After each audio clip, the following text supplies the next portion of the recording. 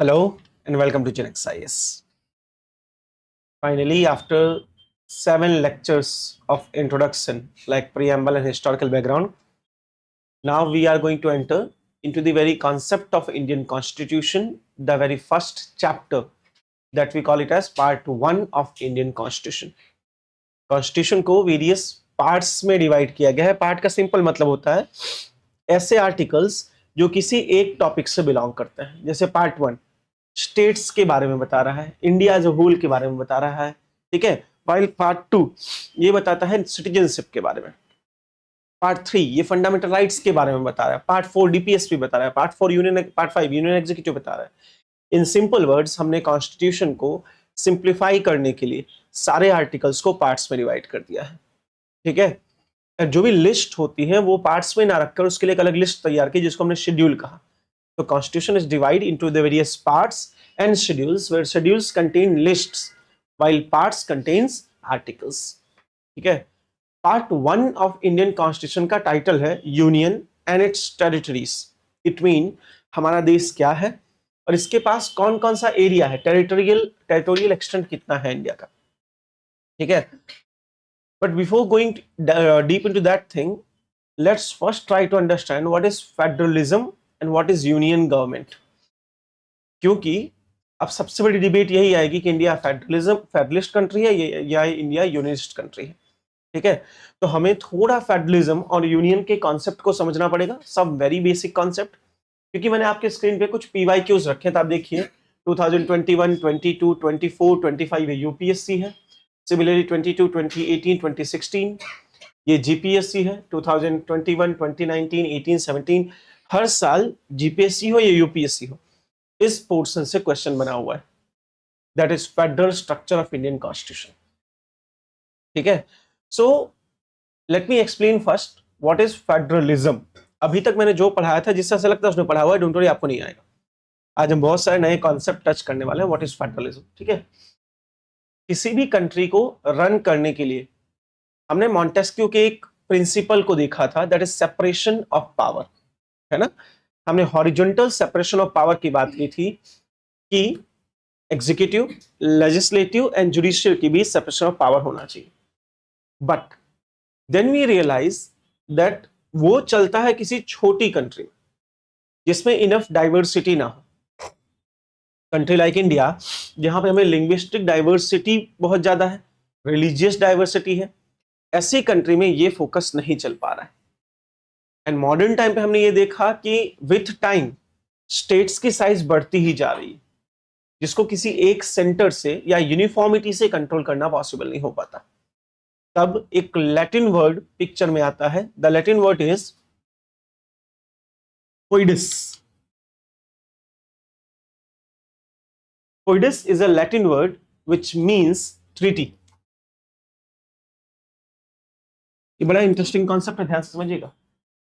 कोइडस कुछ लिखना मत, सब लिखवा दूंगा मैं. कोइडस इट मीन द ट्रीटी और कोवेनेंट जिसको हम कहते हैं, कोई साथ मिलके आए उसको हम कहते थे फोइडस. पहली बार अगर आपको याद हो तो हमने अमेरिकन हिस्ट्री आपके साथ शेयर की थी कि अमेरिका में 13 ऑटोनॉमस एंड सोवेरियन स्टेट हुआ करते थे जिसे वो लोग प्रोविंस कहते थे, है ना. 13 ऑटोनॉमस स्टेट से sovereign states actually they were run by their own laws without any external interference except British. वो ब्रिटिश की कॉलोनीज हुआ करती थी जिसको अमेरिकन कॉलोनीज कहते थे, ठीक है. When they got freedom from British, as we know बहुत सारे प्रिंसिपल्स आए थे, प्रिंसिपल ऑफ लिबर्टी एक्सेट्रा, जिसकी वजह से अमेरिका में रिवॉल्यूशन होता है. What today we call it as American revolution of 1779, ठीक है. अमेरिकन रिवॉल्यूशन के बाद इन 13 सोवेरियन कंट्रीज को एक चीज पता चलती है, they are very small in size, ठीक है. इतनी स्मॉल साइज रहने की वजह से they can not run independently. If they try so someone else will capture, they will again colonized by external masters.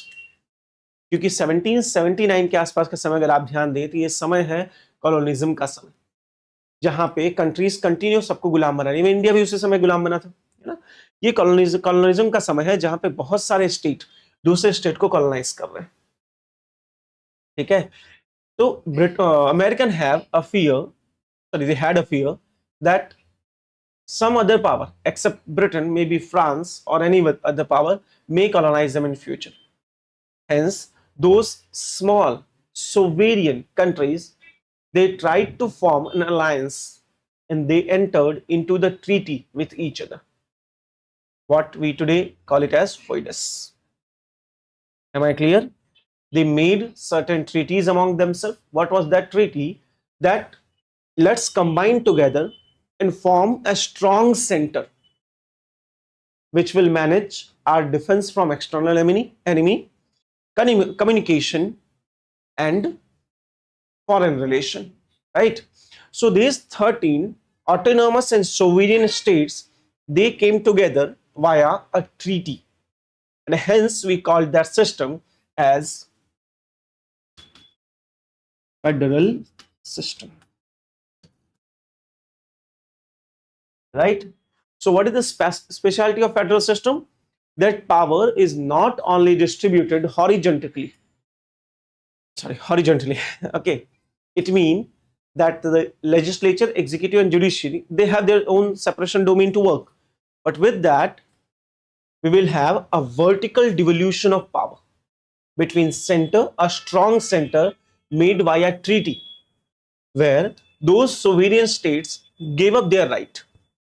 Please try to understand. 13 sovereign states, they gave up their right to defense, right to communication, right to foreign relation.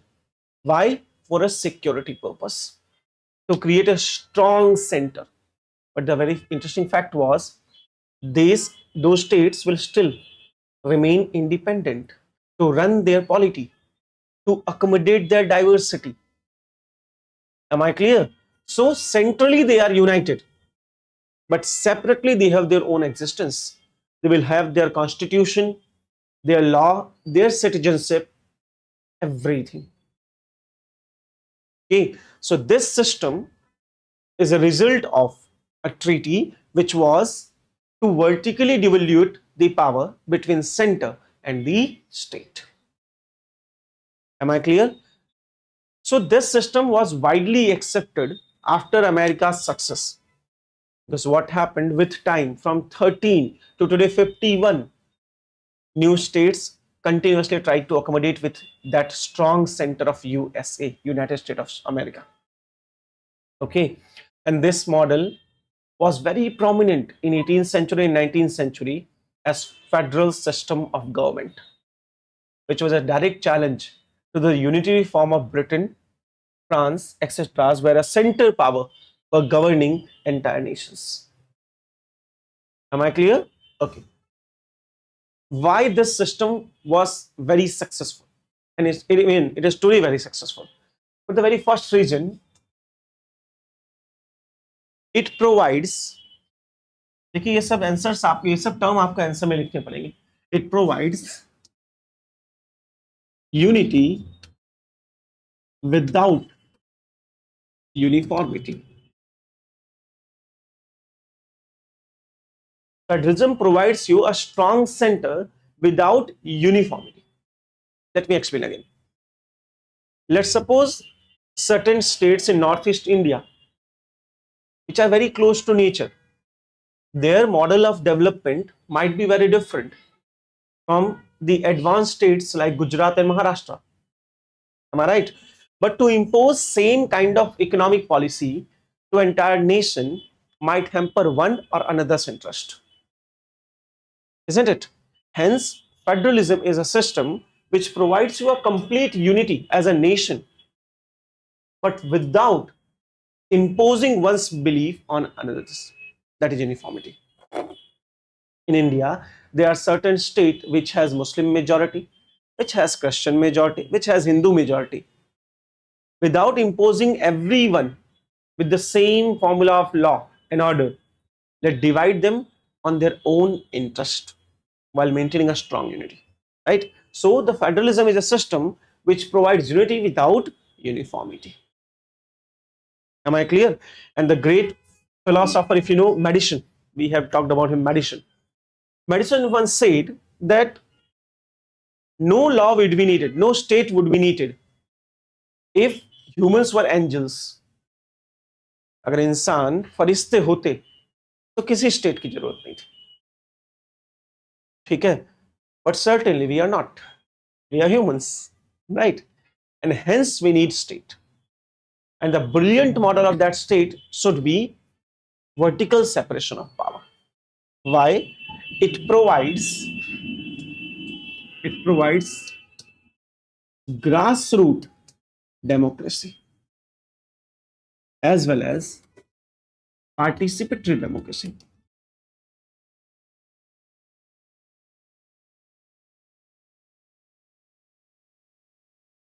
It provides a participatory democracy where it is not mandatory to always obey the law. You may form your own law, isn't it? It is the best way to accommodate diversity, isn't it? इसीलिए इस model को widely accept किया गया. What are the salient feature? ये prelims का सबसे favourite question है. कभी भी आप पीवाईक्यू उठा के देख लीजिए, 10 साल में 16 क्वेश्चन बने हुए हैं एक टॉपिक पे. That what are the most necessary feature to have a federal structure. अगर आपको ऐसी कोई पॉलिटी डेवलप करनी है जहां पे वर्टिकल डिवोल्यूशन ऑफ पावर हो, तो क्या चीजें एकदम मैंडेटरी हैं, इसके बिना ये पॉसिबल ही नहीं है. The very first and the most important thing, there must be someone who tells you this is your domain, this is your domain, do not interfere in each other's. क्या समझ पा रहे हैं? यहां स्ट्रिक्ट सेपरेशन दिख रहा है कि सेंटर के पास इतने सब्जेक्ट, इतनी पावर होगी, स्टेट के पास ये सब्जेक्ट और ये पावर होगी. Am I clear? इसीलिए कोई तो होना चाहिए जो बताए, है ना. आज बहुत ज्यादा नॉइस है ट्रैफिक जनरली इतना नहीं होता.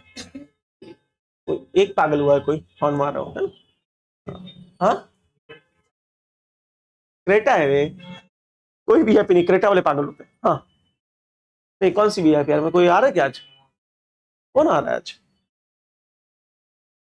अच्छा, अपने इधर आ रहे हैं वीआईपी. चलो ठीक है, आने दो. विपुल Rajput, good morning Vipul.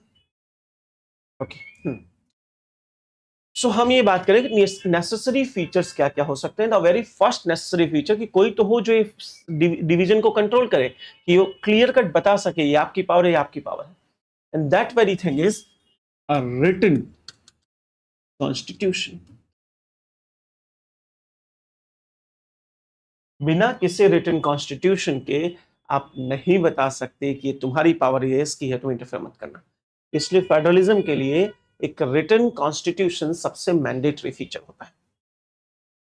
Am I clear? Second, constitution तो लिख दिया, but what if someone violates that constitution? अगर सेंटर स्टेट्स में इंटरफेयर करे तो वहां पे it is necessary to have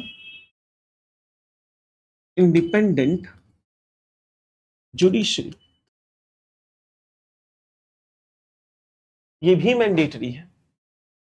अगर इंडिपेंडेंट जुडिशरी नहीं रहेगी तो डिस्प्यूट्स कौन सॉल्व करेगा between centre and state and between various states? Am I clear? अब देखिए, ये जुडिशरी का कोई भी मॉडल हो सकता है. इंडियन मॉडल ऑफ जुडिशरी जो कि एक यूनिफॉर्म जुडिशरी है, जहां पे सुप्रीम कोर्ट के अंदर हाई कोर्ट आता है, हाई कोर्ट के अंदर डिस्ट्रिक्ट कोर्ट्स आते हैं. It is not like American model. America में एक सेंटर में भी सुप्रीम कोर्ट है, हर स्टेट में भी सुप्रीम कोर्ट होता है. वो भी चलेगा, या यूनिफॉर्म सुप्रीम कोर्ट जो हमारा है वो भी चलेगा, unitary model of supreme court. दोनों में से कोई भी हो, बस एक इंडिपेंडेंट जुडिशरी होनी चाहिए जो इस सेपरेशन को स्ट्रिक्टली फॉलो करवाए, कि अगर कोई पावर को वेस्ट खराब कर रहा है तो उससे वापस ठीक किया जा सके. Am I clear? The third very important feature,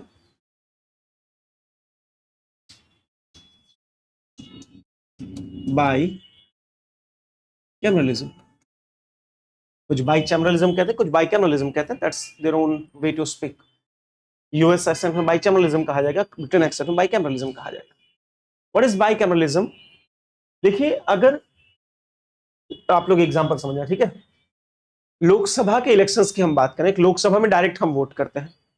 her state से कुछ लोग जाते हैं जो कि सेंटर में जाके गवर्नमेंट बना रहे हैं, ठीक है. अगर वो कोई लॉ पास करते हैं तो वो लॉ पूरे इंडिया पे लागू होगा, बट स्टेट में इलेक्टेड लोगों की तो उसमें आवाज ही नहीं है. Let me explain again, don't worry. आज सेंटर में बीजेपी रूल कर रही है. अगर बीजेपी कोई लॉ लाना चाहे जो नेशनल लेवल पे लाएगी तो सभी स्टेट पे लागू हो जाएगा। तो sir Kerala, Tamil Nadu, Karnataka, north eastern states, यहां पे तो दूसरी पार्टियां रूल कर रही हैं। ये कहेंगे कि लॉ मेकिंग प्रोसेस में हमारा तो पार्टिसिपेशन ही नहीं था, हमारे ऊपर तो लॉ इंपोज किया जा रहा है। इसीलिए फेडरलिज्म का एक एसेंशियल फीचर है कि सेंटर में 2 हाउसेस होने चाहिए। One as Lok Sabha which must be a representative of local people, the house of people जिसे हम कहते हैं, क्योंकि यहां पे हम डायरेक्ट लॉ बना रहे हैं। और एक दूसरा हाउस होना चाहिए जिसको हम इंडिया में राज्यसभा कह देते हैं या लोकल टर्म में अपर हाउस कहा जाता है, जहां पे स्टेट्स के रिप्रेजेंटेटिव जाने चाहिए। और लॉ जब भी सेंटर में बने तो लोकसभा और राज्यसभा दोनों में पास होके ही बनना चाहिए, जिससे हर लॉ में स्टेट्स का भी एक वॉइस, एक से आ जाएगा। Isn't it? ऐसा क्यों लग रहा है आप लोग समझ नहीं पा रहे हो या मैं समझा नहीं पा रहा हूं? ऐसा नहीं ना, क्योंकि बड़े देखो, मयूर का मुंह देख लो, आ रहा है बेटा। इंग्लिश ज्यादा यूज करो तो अपने शुद्ध भाषा, देसी भाषा वापस आ जाओ। थोड़ा पता है मुझे, मैं कभी कभी पर्सनालिटी शिफ्ट हो जाती है मेरी। गुजराती मीडियम में अचानक बीच में घुस जाता हूँ, हिंदी इंग्लिश में भूल जाता हूँ, गुजराती मीडियम में आधा पढ़ने के बाद आता है गुजराती है। यार दिन में 3-4 अलग अलग भाषाओं के बच्चे, तो मेरा थोड़ा दिमाग घूम जाता है उस चक्कर में। अगर आपको लैंग्वेज में कोई इन्फ्लुएंस, कोई इश्यू आ रहा है तो मुझे प्लीज बता दीजिए। समझाने में कोई तकलीफ तो मुझे बताइए, पर ऐसे मरियल जैसे मत बैठिए यार। ऐसा नहीं लगना चाहिए क्या चल रहा है पता नहीं। बड़ा इंटरेस्टिंग टॉपिक है ये वो फाउंडेशनल टॉपिक है बेटा, जो ज्यादातर बच्चे कहीं ना कहीं गड़बड़ कर जाते हैं। क्यों पता है? सब सीधा पार्ट 1 पढ़ाना चालू करते हैं। India that is Bharat will be union of state. फिर सर वहां बताते हैं यूनियन क्या होता है, फेडरल क्या होता है, 2 लाइन में बता देते हैं। यूनियन वो जहां सेंटर के पास पावर है, फेडरल वो जहां सेंटर स्टेट के पास पावर है। एग्जाम पूछती बताइए नेसेसरी फीचर्स क्या है, टाटा बाय बाय खत्म। इसीलिए पहले वो बेसिक कॉन्सेप्ट समझेंगे फेडरलिज्म का, यूनियन गवर्नमेंट का, तो आगे हमें कंफ्यूजन नहीं आती। क्योंकि जब इंडिया के बारे में पढ़ोगे तो बड़ा इंटरेस्टिंग केस है, इंडिया ना ये है ना वो है, इसलिए। तो एसेंशियल फीचर्स की हम बात कर रहे थे, हमने देखा कि एसेंशियल फीचर में क्या क्या चीजें आ रही है। तो written constitution, independent judiciary, bicameralism, ये मैंडेटरी है। इसके बिना तो फेडरलिज्म एग्जिस्ट ही नहीं कर सकता, ठीक है। और एक स्ट्रिक्ट सेपरेशन, या to be more precise vertical separation of power. एक strict vertical separation of power होना चाहिए। अगर ये नहीं है तो भी काम नहीं चलेगा। Plus horizontal separation of power भी होना चाहिए एग्जीक्यूटिव, जुडिशियल, लेजिस्लेचर के बीच। क्यों? क्योंकि अगर इसमें सेपरेशन रहा तो इंडिपेंडेंट जुडिशरी एग्जिस्ट नहीं कर पाएगी, ठीक है। इन सारे एसेंशियल फीचर के साथ जो पॉलिटिकल स्ट्रक्चर तैयार होता है उसे हम कहते हैं that is a kind of federalism. जैसे अमेरिका में उनके स्टेट्स एक साथ आए, एक ट्रीटी की, ट्रीटी बेस्ड नेशन है अमेरिका। ट्रीटी बेस्ड नेशन का एक बड़ा इंटरेस्टिंग फैक्टर होता है, if I have the right to sign a treaty then I have the right to secede from the treaty, isn't it? मैं जुड़ सकता हूं तो मैं छोड़ भी सकता हूं। इसलिए अमेरिका का बड़ा इंटरेस्टिंग फीचर है, अगर अमेरिका का कोई स्टेट चाहे तो अमेरिका से बाहर निकल सकता है थियोरेटिकली। प्रैक्टिकली अमेरिका निकलने नहीं देता। हो चुका है हिस्ट्री में the 7 state war. 7 states America से अलग होना चाहते थे, अमेरिका ने अपने स्टेट पे आर्मी भेजकर उनको हराया था टेक्सास के लीडरशिप में। तो मे बी हम ऐसा थियोरेटिकली कह सकते हैं they have the right to sign the treaty and they have the right to secede from that agreement. Am I clear? अब फेडरलिज्म को बड़े सिंपल भाषा में समझाऊं तो आपको कैसे समझा सकता हूं, खाने पीने की चीजों से हम ज्यादा समझ पाते हैं, है ना। Unitary feature is like a khichdi, जिसमें सब डाल दो और फिर आइडेंटिफाई करने की कोशिश करो तो सबका इंडिविजुअल एग्जिस्टेंस खत्म हो जाता है और एक डिश बन जाती है। जैसे इन इंग्लैंड में प्रोविंसेस, या जिसको हम स्टेट इंडिया में कहते हैं, इनका कोई सेपरेट एग्जिस्टेंस नहीं है। सब कुछ सेंटर ही सब कुछ चलाता है। सेंटर इज लाइक अ खिचड़ी, जहां पे सारे इंग्रेडिएंट्स तो हैं पर उनका कोई इंडिपेंडेंट एग्जिस्टेंस नहीं है। खिचड़ी में से कोई आलू मसाला तेल अलग नहीं कर सकता।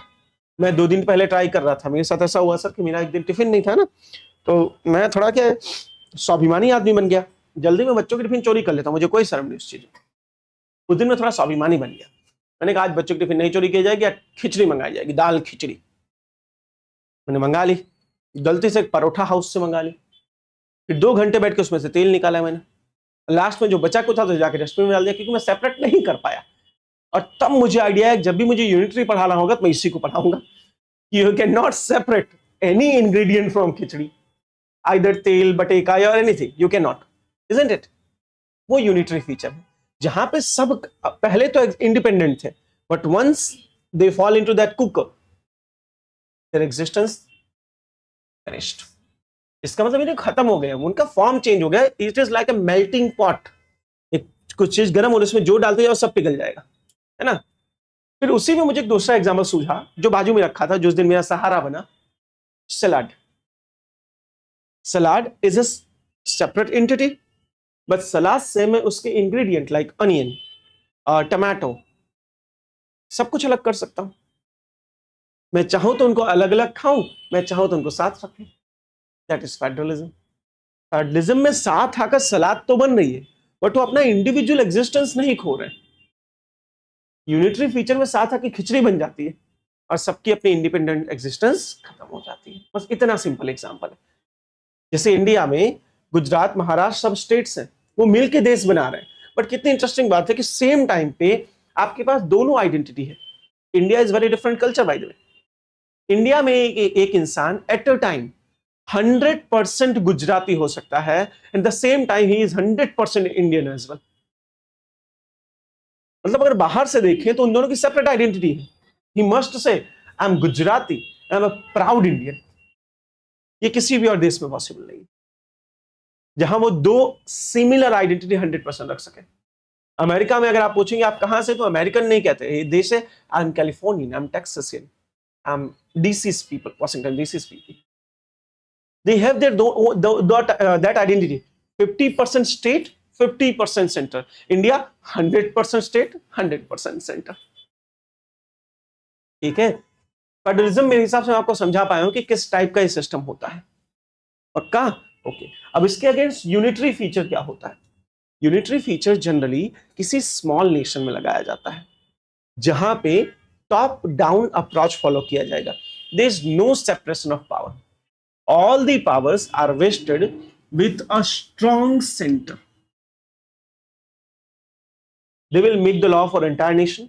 There is no separation of subjects, no participative democracy. यहाँ भी participative democracy हो सकती है, but उनके पास individual power नहीं होगा। सब कुछ सेंटर ही डिसाइड करता है। Parliament is the supreme authority in a unitary feature. I hope मैं आपको समझा पाया हूं। पक्का? इसमें और उसमें यही अंतर है। अब जब इंडिया को फ्रीडम मिलती है तो हमारे पास दोनों ऑप्शंस था। कुछ लोग फेवर करते थे सर यूनिटरी फीचर फॉलो करते हैं क्योंकि हम मौर्यन एम्पायर के वंशज है सर। मौर्यन एम्पायर जिसने इंडिया से लेकर अफगानिस्तान तक पूरा एम्पायर क्रिएट किया हुआ था, है ना। And interestingly that was centralised in nature. कुछ लोगों ने कहा था कि हमारे पास एक बहुत बड़ी प्रॉब्लम है, यूनिटी ऑफ इंडिया। अगर आप अमेरिका जैसा सब्जेक्ट लाते हैं, मेरी बात समझिएगा ध्यान से बेटा, हमें जब फ्रीडम मिली क्या हो गया, मेरी रात बहुत दुखी लग रहा है बेटा, नींद पूरी नहीं हुई। आगे आजा, आगे आजा, फटाफट आजा बेटा।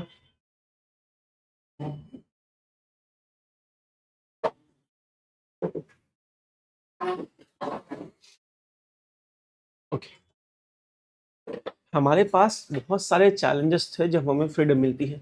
The very first challenge is 1947 partition, Holocaust of partition. बहुत सारे लोग मर चुके थे। रिलीजन के बेस पे डिवीजन हमने ऑलरेडी देख लिया था। सेकंड, एक बहुत बड़ा डिवीजन इंडिया में जो राइज कर रहा था, that was linguistic division. Her state चाहते थे कि लैंग्वेज के बेसिस पे उन्हें ग्रांट दिया जाए as a statehood. Religious diversity थी, लिंग्विस्टिक डाइवर्सिटी थी, and many more like racial diversity. India is a very diverse country racially. यहाँ आर्यंस हैं, मोंगोलाइट्स हैं, इंडो ऑस्ट्रेलियंस हैं, अफ्रॉइड्स हैं, सारे प्रकार के आपको रेशियल कल्चर मिल जाते हैं। इतनी डाइवर्स कंट्री को कैसे सब्ज्यूम किया जाए? इसलिए ज्यादातर लोग इस बिलीफ में थे कि इंडिया अगर सच में एक यूनाइटेड नेशन रहना चाहता है तो it must follow unitary feature, कोई सेपरेशन ऑफ पावर नहीं होना चाहिए, ठीक है।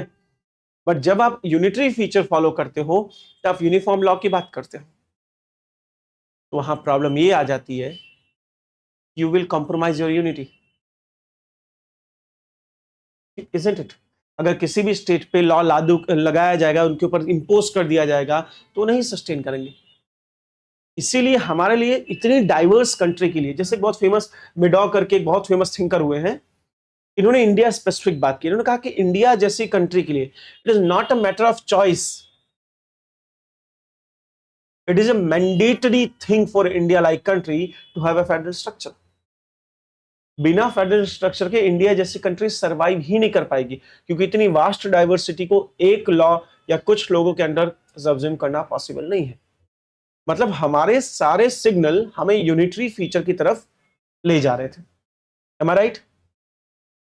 बट मेडॉक की जब थिंकिंग को पढ़ा गया, स्पेशली अम्बेडकर, इनकी थिंकिंग को पढ़ा गया, तो हमें पता चला कि भाई साहब इसमें हमारी डाइवर्सिटी अकोमोडेट नहीं हो पाएगी।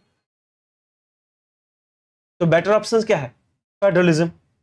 फेडरलिज्म के बारे में सोचते एक थॉट ये आता था कि कल को कोई स्टेट अगर इंडिया से अलग होना चाहे, तो जो ऑलरेडी पाकिस्तान और बांग्लादेश हो चुके हैं, हमारा तो और बाल्कनाइजेशन हो जाएगा, फ्रेगमेंटेशन, छोटे छोटे पार्ट्स में डिवाइड हो जाएंगे। तो बड़ी दुविधा ये थी सर कि इंडिया के केस में ना तो यूनिटरी पॉसिबल था क्योंकि डाइवर्सिटी बहुत ज्यादा थी, ना ही फेडरलिज्म पॉसिबल था क्योंकि उस समय ऐसी सिचुएशंस थी कि फेडरलिज्म अगर ला देते हम तो इजीली इंडिया टूट जाता। साउथ इंडिया में द्रविड़म राज्य की मांग हो रही थी, a new nation name Dravidam. West में खालिस्तान, ईस्ट में ऑलरेडी पाकिस्तान बन चुका था। हर जगह नए नए नेशंस की डिमांड इंडिया को तोड़ के बनाने की कर रहे थे। अगर आप सोचो, इनको आपने स्टेट बना के ऑटोनॉमी दे दी, खत्म, ये तुरंत साइन कर देंगे हमको अलग होना इंडिया से। India was at the verge of फ्रेगमेंटिंग, टूटने वाले थे, मामा फाइनल था। इसलिए हमें दोनों में से कोई भी प्रिंसिपल अपने लिए सही नहीं लगा। जब अपने लिए दोनों में से कोई भी सही नहीं लगे तो हम स्टार्ट करते हैं सिंथेसिस का, सिनजेनेसिस जिसको हम कहते हैं। इंडिया के बारे में बहुत फेमस था सिनजेनेसिस, मतलब हमने एक इनोवेटिव मेथड अडॉप्ट किया। हमने कहा ना तुम्हारा ना तुम्हारा, हम एक नया फेडरलिज्म बनाएंगे, हम एक न्यू फॉर्म ऑफ गवर्नमेंट बनाएंगे जिससे हम कह देंगे it is Indian form of federalism या Indian federalism. Federalism what is so special about Indian federalism? Indian federalism में हमने पहले तो स्टेट्स को पावर दी। हमने कहा देखिए भाई हम आपकी सारी पावर नहीं ले रहे, let's form a federal structure. पहले एक रिटन कॉन्स्टिट्यूशन ले लो, उसमें शेड्यूल 7 डाल दो। शेड्यूल 7 जो सेंटर की पावर भी डिफाइन करती है, स्टेट की पावर भी डिफाइन करती है, और स्ट्रिक्टली लिख देती है कि you can not interfere in each other. मतलब यहां हमने अमेरिकन मॉडल अडॉप्ट कर लिया जिसको फेडरल मॉडल कहा जाता है। In practice India is a federal structure. इसलिए तो आज गुजरात में अपनी लेजिस्लेटिव असेंबली है, महाराष्ट्र में अपनी लेजिस्लेटिव असेंबली है। दे have the subject like law and order, forest, not exactly forest, law and order, water and police etcetera. ये सब्जेक्ट स्टेट्स को मिल गए हैं। मतलब इंडिया ने एक स्ट्रिक्ट फेडरलिज्म को फॉलो कर लिया। इसलिए हमारे यहाँ बाइकैमरलिज्म भी आ गया, इंडिपेंडेंट जुडिशरी भी आ गई, रिटन कॉन्स्टिट्यूशन भी आ गया, ठीक है। बट फिर डॉक्टर बी आर अम्बेडकर साहब ने कॉन्स्टिट्यूशन में बहुत इंपॉर्टेंट बात कही। डॉक्टर बी आर अम्बेडकर साहब ने कहा कि देखिए इंडिया में अभी अभी 500 प्लस प्रिंसली स्टेट्स को हमने अकोमोडेट किया। आज हम देखेंगे, सबकी कहानी देखेंगे। 500 प्लस प्रिंसली स्टेट को हमने अकोमोडेट करके रखा हुआ है। इतना ही नहीं, ब्रिटिश प्रोविंसेस जो 11 थे उनको भी रखा है, चीफ कमिश्नर प्रोविंस भी रखा है। इतनी डाइवर्स कंट्री में पहली बात तो यह है कि ब्रिटिश से हमने इंडिपेंडेंस लिया है, इनमें कोई भी स्टेट हमारे साथ एग्रीमेंट करके इंडिया नहीं बना रहा है, जैसा अमेरिका में हुआ।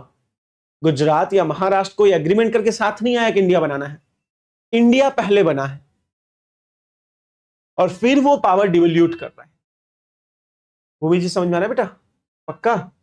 पहले एक देश बना, वो पावर डिवोल्यूशन कर रहा है। इट्स नॉट लाइक द पहले स्टेट से स्टेट साथ आए और पावर दे दिया, है ना। तो यहां पे कोई ट्रीटी बेस्ड नेशन नहीं है ये, है ना। तो एक बहुत इंटरेस्टिंग बात है, India is not a treaty based nation. यहां सारी कंट्रीज, सारे स्टेट्स ने कोई ट्रीटी नहीं की हुई है इंडिया बनाने के लिए। यहां पे हम पावर डिवोल्यूशन तो कर रहे हैं, but not because it is a fjords, but because we need administrative efficiency.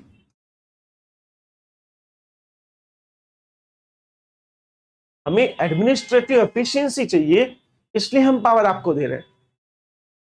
States बनाने के पीछे सबसे प्राइमरी रीजन है एडमिनिस्ट्रेटिव एफिशिएंसी लाना, ना कि आपको एक इंडिपेंडेंट एग्जिस्टेंस देना। And until and unless administrative efficiency is required, this structure will prevail. ठीक है। अब आपके मन में क्वेश्चन आ रहा होगा, तो सर फेडरलिज्म ही तो है, तो डायरेक्ट क्यों नहीं बोल रहे, इतना नाटक क्यों करे, इंडियन फेडरलिज्म, फलाना फेडरलिज्म, ढिकाना फेडरलिज्म क्यों? क्योंकि ये स्ट्रक्चर तो नो डाउट एग्जिस्ट कर रहा है, बट इसके साथ in the case of emergency,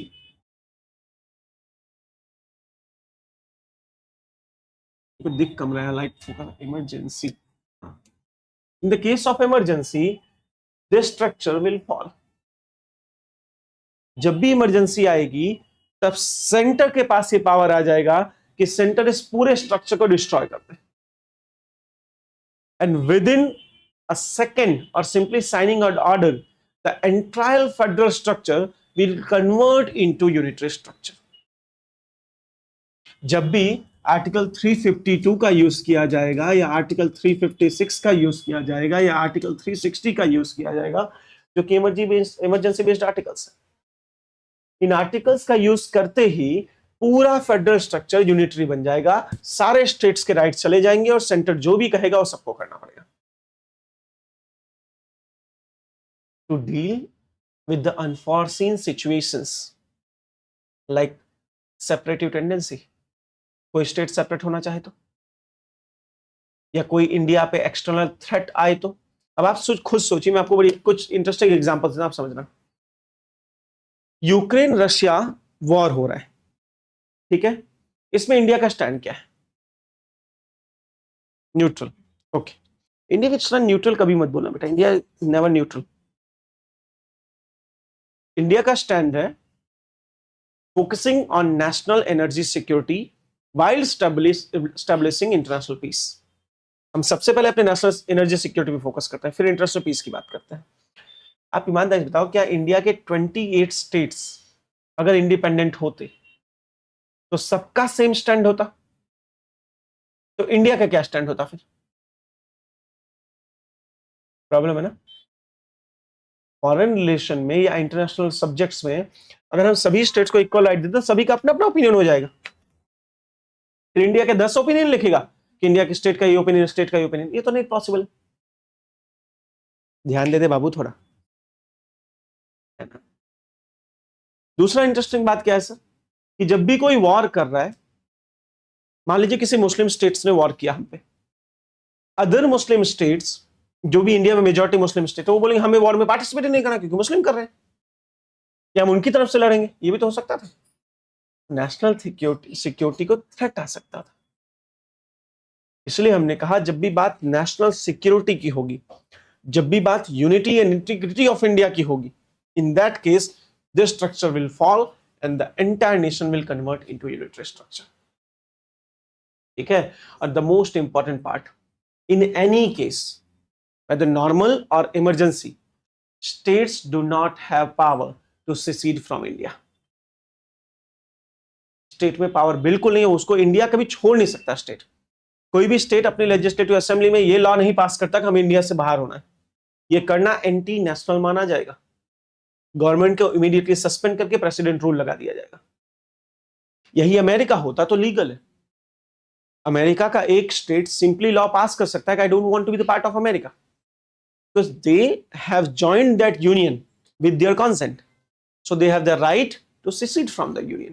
Jabki India is not a result of FOIDES and hence it do not have the power to secede. isn't it? तो अगर आप देखें तो नॉर्मल फंक्शनिंग में इंडिया फेडरल है, इमरजेंसी फंक्शनिंग में India unitary है। India के स्टेट्स को ज्वाइन करने का राइट नहीं है, ना ही इंडिया, ये भी ज्वाइन करने का राइट भी नहीं है। कोई स्टेट इंडिया को चाहे कि मुझे आपसे ट्रीटी करके ज्वाइन करना है, नहीं, the entire power of union, centre चाहे तो ही हो सकता है। क्या आप मेरी बात समझ पा रहे हैं? इन सारे फीचर्स को देख के हमने जो एक नया सिस्टम डेवलप किया, उससे हमने कह दिया Indian federalism, that is blend of unitary feature and federal feature. Am I clear? अब इसको कैसे सस्टेन किया जाएगा? अगर आप ध्यान दें तो इंडिया के अभी हमें जो आज आर्टिकल्स पढ़ने हैं, क्यों मैं इतनी सारी चर्चा कर रहा हूं, इंडिया का कॉन्स्टिट्यूशन बहुत क्लियरली ये बात कह रहा है कि इंडिया के स्टेट्स परमानेंट नहीं है, नाइदर दे आर इक्वल। मेरी बात समझना, इंडिया में सिमेट्रिक फेडरलिज्म नहीं है। Now what is symmetric federalism? America के 52 स्टेट्स, स्टेट की साइज 5000 पॉपुलेशन की हो या 50 लाख पॉपुलेशन की, दोनों को अपर चैम्बर में, द हाउस ऑफ लॉर्ड्स, वहां 2-2 सीट ही मिलती है, सबकी इक्वल है। इसको सिमेट्रिक फेडरलिज्म कहा जाता है, जहां हर स्टेट के पास अपनी इक्वल सीट्स होती हैं, they are equal in the eyes of union. Am I clear? India में ऐसा केस नहीं है। इंडिया में पॉपुलेशन बेस पे सीट्स होती है। And the most important, India के स्टेट्स इनडिस्ट्रक्टेबल नहीं है। Indian states are destructible. It mean centre जब चाहे स्टेट को बाइफरगेट कर सकता है, टूटो दो भाग। सेंटर जब चाहे स्टेट की बाउंड्री चेंज कर सकता है, नेम चेंज कर सकता है, किसी स्टेट को दूसरे स्टेट से ज्वाइन कर सकता है, किसी स्टेट्स में से प्रॉपर्टी एक एरिया को कार्व आउट कर सकता है। और ये सारी पावर सेंटर के पास ही है। मतलब Indian states are destructible in nature, उन्हें तोड़ा जा सकता है, while इंडिया को कोई नहीं तोड़ सकता। तो India is a blend of destructible states and indestructible centre, ठीक है? while America indestructible states and indestructible centre, America का सेंटर किसी भी स्टेट को नहीं तोड़ सकता, कोई नया स्टेट नहीं बना सकता। क्लियर है? और असिमेट्रिक फेडरलिज्म इंडिया में ये बता रहा है कि इंडिया का फेडरलिज्म ऐसा नहीं है सर कि सभी को इक्वल मिलेगा, बल्कि जो जितना डिजर्व करता है उससे उतना मिलेगा, ठीक है? तो और थर्ड इंडियन फेडरलिज्म के इंपॉर्टेंट फीचर क्या है sir? Indian federalism is not like other federalism where there is trust separation power, but we have sahkar और सहभागिता, सॉरी, सहकार एंड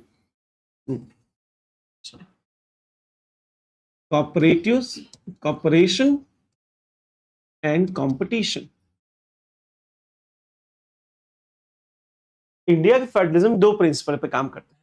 सहकार का principle, that is cooperative federalism, जहां पे स्टेट्स एक दूसरे के साथ आके काम करना चाहते हैं, एक दूसरे के साथ कॉपरेट करके काम करना चाहते हैं।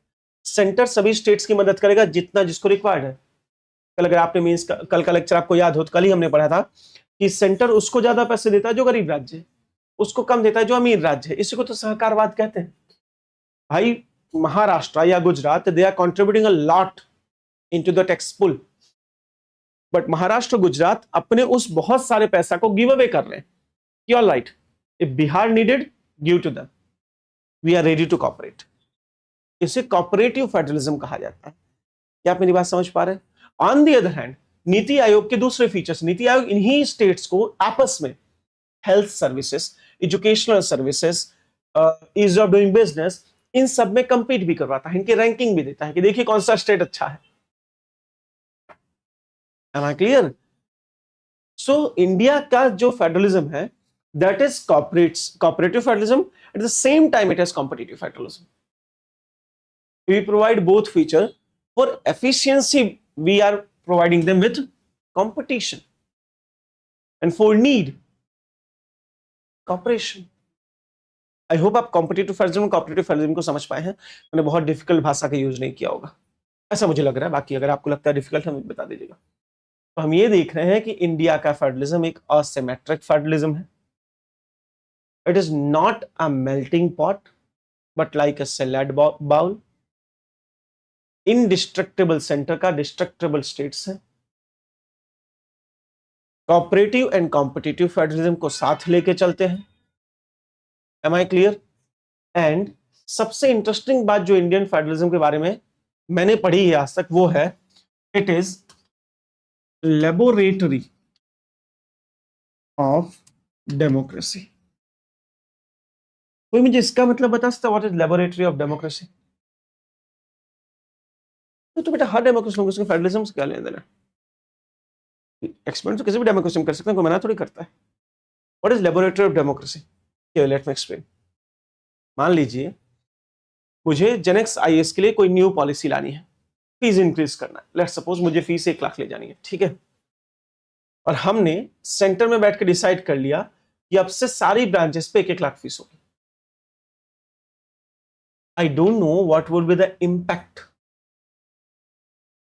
एडमिशन इंक्रीज होंगे, एडमिशन डिक्रीज होंगे, पॉजिटिव इंपैक्ट पड़ेगा, नेगेटिव पड़ेगा। हमने सारे ब्रांचेस पे एक साथ लागू कर दिया है। सभी ब्रांच अगर अच्छा इंपैक्ट हुआ तो एक साथ ग्रो कर जाएंगे, बट अगर खराब हुआ तो एक साथ डूब जाएंगे। बट इससे बेटर ये होता अगर मैं एक ब्रांच पे एक्सपेरिमेंट करके देखता क्या रिजल्ट आ रहा है। अच्छा आया सभी पे लगा दिया, नहीं आया किसी पे मत लगाओ। ये इजी है ना। अगर आपके पास फेडरल स्ट्रक्चर होता है तो आपके पास ये ओपिनियन आ जाता है, गवर्नमेंट को कोई पॉलिसी कोई प्रोग्राम अगर ट्राई करना है तो किसी एक स्टेट में कर ले, सक्सेस हुआ बाकी स्टेट सीख जाएंगे, नहीं हुआ वो स्टेट भी छोड़ देगा। एटलीस्ट हमें पूरे कंट्री को एट अ स्टेक नहीं रखना पड़ेगा किसी पॉलिसी के लिए। इसलिए अगर आप इंडिया में आप देखिए तो किसी एक स्टेट में कोई पॉलिसी बनती है, वो पॉलिसी अगर अच्छी रही तो दूसरे स्टेट इमीडिएटली कॉपी कर लेते हैं। लाडली बेटी योजना, लाडला बेटा योजना, हर देश में देखिए, हर राज्य में देखिए अब नए नए नाम से आ रहा है, पर अल्टीमेटली पॉलिसी तो एक ही है, विमेन एजुकेशन या विमेन के लिए एक्सपेंडिचर, है ना। पहले एक स्टेट ने किया, अपनी सक्सेस स्टोरी दिखाई, बाकी सबने कॉपी कर लिया। अगर इंग्लैंड जैसा होता तो एक स्टेट ने ट्राई किया, डूब गए, खत्म, है ना। आई होप आप मेरी बातें समझ पा रहे हैं। इसलिए हम इसको लेबोरेटरी ऑफ डेमोक्रेसी कहते हैं, जहां हम किसी अलग अलग पार्ट में ट्राई कर सकते हैं। It provides us a window of trial and error. Am I clear? 100%. So Indian democracy is a laboratory of democracy. ठीक है? Then it is unity without uniformity. जैसे हमने देखा था, क्या इंडिया में यूनिटी नहीं है? आप में से हर अलग अलग स्टेट से आते हैं, जैसे पंजाब से आती है, इसको पूछेगा कहां से, बोलिए पंजाब। इंडिया में आइडेंटिटी देगी पंजाब, बाहर जाएगी तो इंडिया बोल देगी। मतलब सेम टाइम पे सी इज 100% पंजाबी, 100% इंडियन। इससे कहूंगा गुजराती बोल देगा, उससे कहूंगा यूपी बोल देगा। हर इंसान अपनी अलग आइडेंटिटी दे सकता है as a state identity, but when it comes to centre we all are Indians, है ना। एक साइड हमने यूनिटी भी दिखा दी है, दूसरी साइड किसी यूनिफॉर्मिटी की जरूरत नहीं है। सब अपनी अपनी आइडेंटिटी, अपने अपने कल्चर सबको प्रिजर्व कर सकते हैं। और इस स्पेशल ब्लेंड से हमने एक टूटते हुए देश को एक क्राइसिसफुल देश, जहां से रिसेंटली पार्टीशन रिलीजन के बेस पे हो चुका था, लैंग्वेज के बेस पे मांगा जा रहा था, प्रिंसली स्टेट्स अलग रहना चाहते थे, इन सारे कॉम्प्लेक्स सिचुएशन में भी हम एक यूनाइटेड कंट्री बनाने में सफल हो गए because of this very famous Indian federalism. ठीक है। क्रिटिक्स होते हैं बहुत सारे, क्रिटिक्स जो इसको क्रिटिसाइज करते हैं, जैसे एवी डाइसी, एक ब्रिटिश बहुत बड़े अपने आप को ज्ञानी मानते थे नहीं, क्योंकि उन्होंने कहा था कि India can never be A state, a nation. India जैसे डाइवर्स कंट्री कभी नेशन बन ही नहीं सकती। हमने मुंह पे ऐसा तमाचा मारा है सर कि क्या बात करते हो, लो 80 साल से है, नॉट ओनली है, वर्ल्ड की मोस्ट सक्सेसफुल डेमोक्रेसीज में से एक। कल मैं एक न्यूज पढ़ रहा था, मुझे लोग कहते हैं गांधी ने क्या दिया है देश को, तो मुझे लगता है तुम अनपढ़ों को क्या ही बताऊं क्या दिया है। इमरान खान, पाकिस्तान के ex prime minister, cricket team के कैप्टन, 2023 से उन्हें अरेस्ट करके रखा गया है, 2023। No one knows where he is, recently एक रिपोर्ट आई कि उनकी आंख का विजन चला गया 75%, उनको खाना तक नहीं दिया जा रहा है, ह्यूमेन ट्रीटमेंट नहीं है उनकी, उनको एक्स प्राइम मिनिस्टर है सर, इससे पहले वाले को तो फांसी दे दी थी, ये तो भी जिंदा है नहीं। बांग्लादेश, एक्स प्राइम मिनिस्टर देश छोड़ के भाग के इंडिया में बैठी हुई है, उससे पहले वाला उसका देश छोड़ के भाग गया था लंदन में, जो भी वापस आया 17 साल बाद। श्रीलंका, प्रेसिडेंट भाग के बैठा है इंडोनेशिया में, इंडोनेशिया का खुद भाग के बैठा हुआ है नहीं। इंडिया के नेबरहुड में या कहीं भी आप देखिए जहां पे डेमोक्रेसी थी, वहां पे एक बड़ी प्रॉब्लम है, जिसके पास पावर आ रहा है वो जो पहले पावरफुल था उसको खत्म कर देता है। मतलब power is to oppress other, why? Because their polity do not have,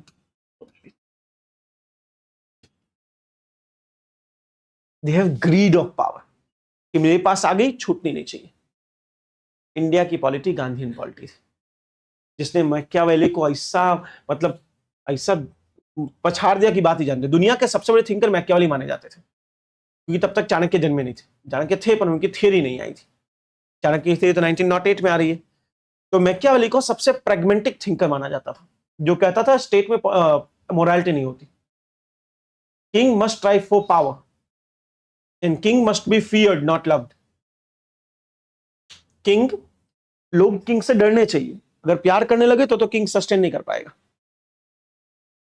Gandhi ने कहा क्या बकवास कर रहा है, king must be loved, because once you are loved you don't need fear.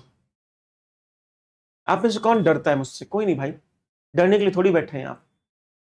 But फिर भी पूरी क्लास रोज टाइम पे चालू होती है, एब्सेंट होने से पहले बच्चे इन्फॉर्म कर रहे हैं, रेगुलर टेस्ट अटेंड कर रहे हैं, there is no one to fear. कौन सा मैं आपको पकड़ के धुलाई कर रहा हूं, है ना?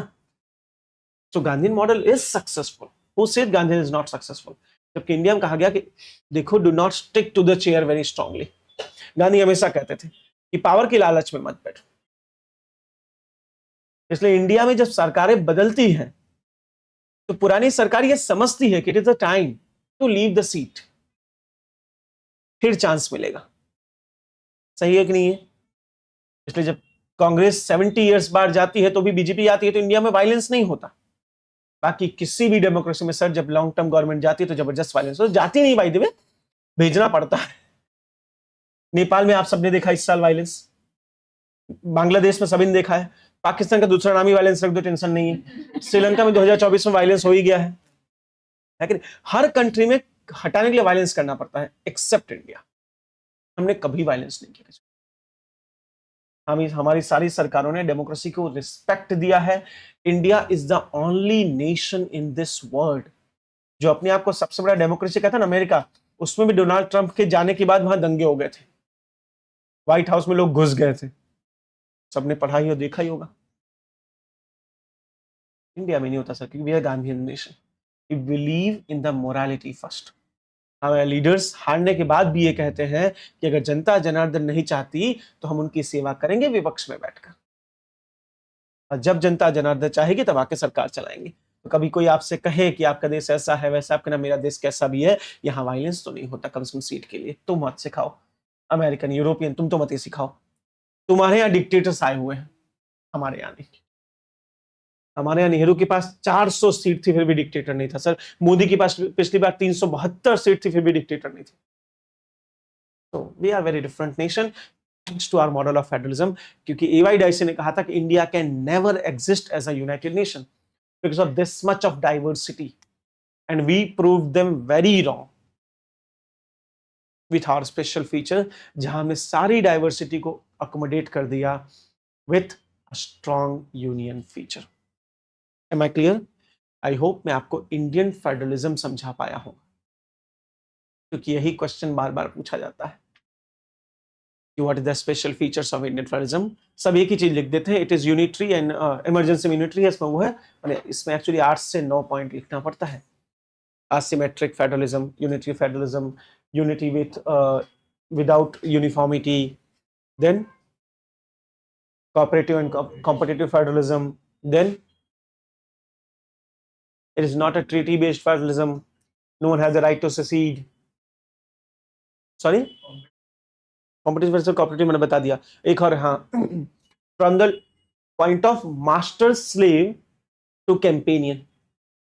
पहले ये माना जाता था कि सेंटर मास्टर है बाकी सब स्लेव है। इंडियन फेडरलिज्म मास्टर स्लेव से कैंपेनियन मॉडल में चला गया है कि सभी स्टेट एक साथ रहेंगे। हम we are companion, we are not master slave. The union और state they are not master slave, they are companion. ठीक है, इस तरह के पूरे मॉडल को डिसाइड करके फाइनली अब पार्ट 1 स्टार्ट करेंगे। अगर आप यहां तक कुछ लिखना चाहते हैं तो प्लीज लिख लीजिए, क्योंकि बहुत सारा मैंने पढ़ा दिया, आई नो आप सब बोर हो गए होंगे। कि बाद में लिखना है जैसा आप कहें,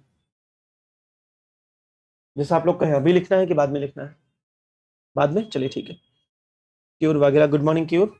चलिए, अगर आप लोग बाद में लिखना चाहते हैं तो मैं आगे पढ़ा सकता हूं। Now let's jump to part 1 of Indian constitution. Part 1 में टोटल 4 आर्टिकल्स है ना, article 1 to article 4। What article 1 says? Article 1 talks about the name of our nation. It says India, that is Bharat. अब ये बड़ा interesting है sir, India that is Bharat वाला concept. Why it is very interesting? क्योंकि ज्यादातर लोगों ने support किया था India as the name because it reflects modernity.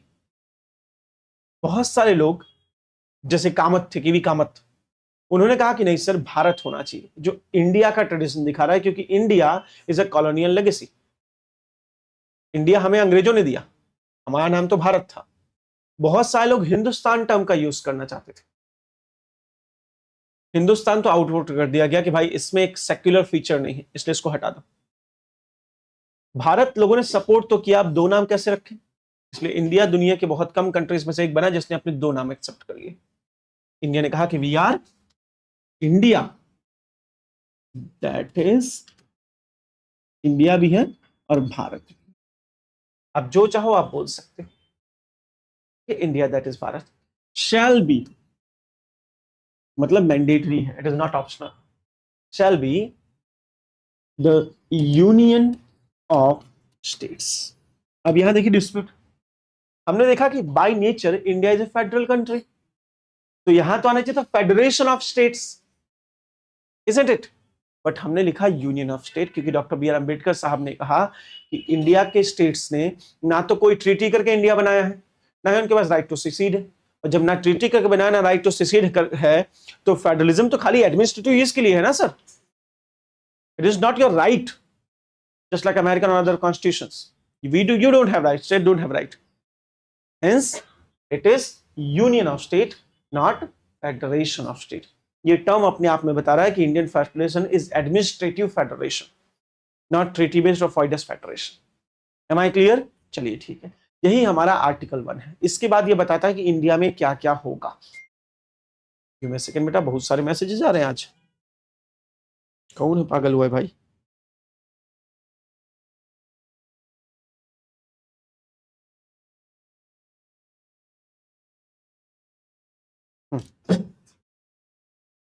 ठीक है, अब ये बताएगा कि इंडिया में क्या क्या आएगा, व्हाट कॉन्स्टिट्यूट इंडिया। एक तो यूनियन ऑफ इंडिया जो दिल्ली या सेंटर है, दूसरा states of India, territories of state जो 28 स्टेट है हमारे पास आज वो, तीसरा यूनियन टेरिटरीज। क्या मेरी बात समझ पा रहे हैं? एक और है any state acquired in future, acquired territory, मतलब इंडियन कॉन्स्टिट्यूशन का आर्टिकल 1 ही सबसे डिस्प्यूटेड है। पॉलिटिकल थिंकर्स कहते हैं कि इंडियन कॉन्स्टिट्यूशन का आर्टिकल 1 कहता है कि जाओ किसी पर कब्जा कर लो, acquired territory, it promotes war. फिर से जवाब दिया गया by doctor B R Ambedkar कि we are not promoting violence और वॉर, वी आर सेइंग अगर कोई हमारे पास आना चाहता है अपनी प्रॉब्लम लेके तो हम सॉल्व कर देंगे, will acquire that. But interestingly on what terms and condition, that will be decided by us. मतलब जिस भी कंडीशन और टर्म्स में से एक्वायर किया जाएगा will be decided by Parliament of India. I hope you guys are getting my point. Article 1 India के नाम, इंडिया के फेडरेशन का नेचर और टेरिटरी को एक्सप्लेन करता है।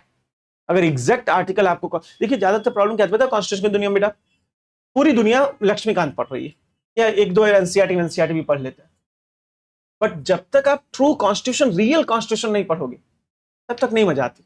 इसलिए मेरी प्रॉब्लम है कि मैं लक्ष्मीकांत से कुछ भी नहीं पढ़ाऊंगा। लक्ष्मीकांत आपके पास होगी, आज घर जाना, वो किताब खोलना और अपना लेक्चर देखना, यू विल रियलाइज कि भाई साहब इसमें तो कुछ दिया ही नहीं है। भाई वे लक्ष्मीकांत को बाइबल कहते हैं यूपीएससी की दुनिया में, कि उसके बिना कुछ नहीं हो सकता। मैं कहता हूं उसके साथ कुछ नहीं हो सकता। That is a bare minimum, उतना तो आपको कम से कम करना है। Laxmikanth is a book which student must follow for self study. It should not be the job of teacher to teach Laxmikanth. अगर मुझे लक्ष्मीकांत ही पढ़ानी तो लक्ष्मीकांत सर मुझ पर कॉपीराइट ठोक देंगे, तूने खुद का क्या लाया है, सब तो मेरा रट्टा मारा हुआ है कि नहीं। वैसे भी यार वो टीचर क्या जो एक किताब पढ़ा के चला जाए, और वो स्टूडेंट नालायक क्या जो किताब पढ़ के बैठ जाए। स्टूडेंट तो ना सर ये हम पढ़ लेंगे, we know English, please continue, कुछ और पढ़ाओ, है कि नहीं। इसलिए ओरिजिनल कॉन्स्टिट्यूशन में आपको दिखाना चाहूंगा, वो थियरी वाला नहीं, उसमें मजा नहीं आती।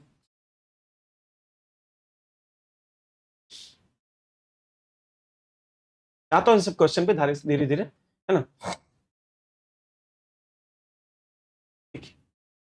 ये आपका ओरिजिनल कॉन्स्टिट्यूशन की text.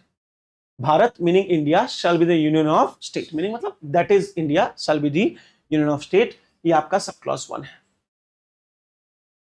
It shall have the territories which are mentioned in the first schedule, मतलब फर्स्ट शेड्यूल की लिस्ट है जहां पे सारी टेरिटरीज दी होंगी, स्टेट्स दिए होंगे, उनके नाम दिए होंगे, कैपिटल दी होगी, बॉर्डर दिया होगा। तो फर्स्ट शेड्यूल में जितनी भी टेरिटरी मेंशन की गई है वो सबके सब इंडिया है, ठीक है। इसके सिवाय territory of state, union territory and occupied territory, and terms and condition क्या रहेगी उसकी, पार्लियामेंट जो डिसाइड करे, एज पार्लियामेंट थिंक्स फिट। यही आपका आर्टिकल 1 है, ठीक है। आर्टिकल 1 में दो चीजें हमें समझनी पड़ेगी। पहला, the term union of states and territory of India, union of India और टेरिटरी ऑफ इंडिया, ये दोनों टर्म समझिए बेटा।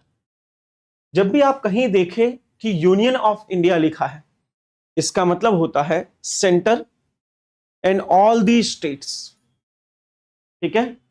कहीं भी टेरिटरी ऑफ इंडिया लिखा है तो यहां centre plus states plus all union territories.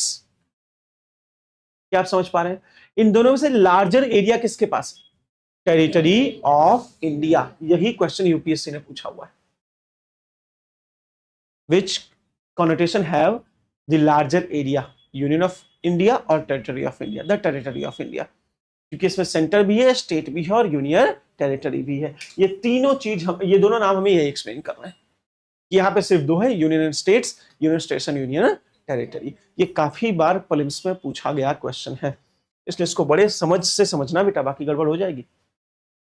Article 1 मेरे हिसाब से आप सभी को एकदम क्लियर हो चुका होगा।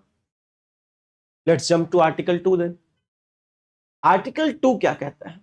Article 2 formation of new states के बारे में बात करते हैं। जितने हैं उतने तो छोड़ो, नए स्टेट्स कैसे बना सकते हैं। And constitution is very clear that India is a blend of indestructible centre and destructible state. मतलब न्यू स्टेट बनाने की पूरी पावर दे दी गई पार्लियामेंट को,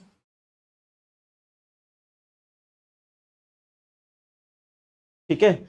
अब न्यू स्टेट बनेगा कैसे? By joining some existing territory, कोई दूसरी टेरिटरी जिसको हमने अक्वायर कर लिया है ना, तो बाय एक्विजिशन। सेकंड, किसी एग्जिस्टिंग स्टेट को ब्रेक करके नया स्टेट बनाया जा सकता है, एग्जिस्टिंग स्टेट्स को ज्वाइन करके नया स्टेट बनाया जा सकता है कि नहीं। इन सारे मेथड से न्यू स्टेट फॉर्म किया जा सकता है, and that power is vested with the parliament of India. Article 2 is a very small article, 1 line article है वो, देखिए जरा एक बार।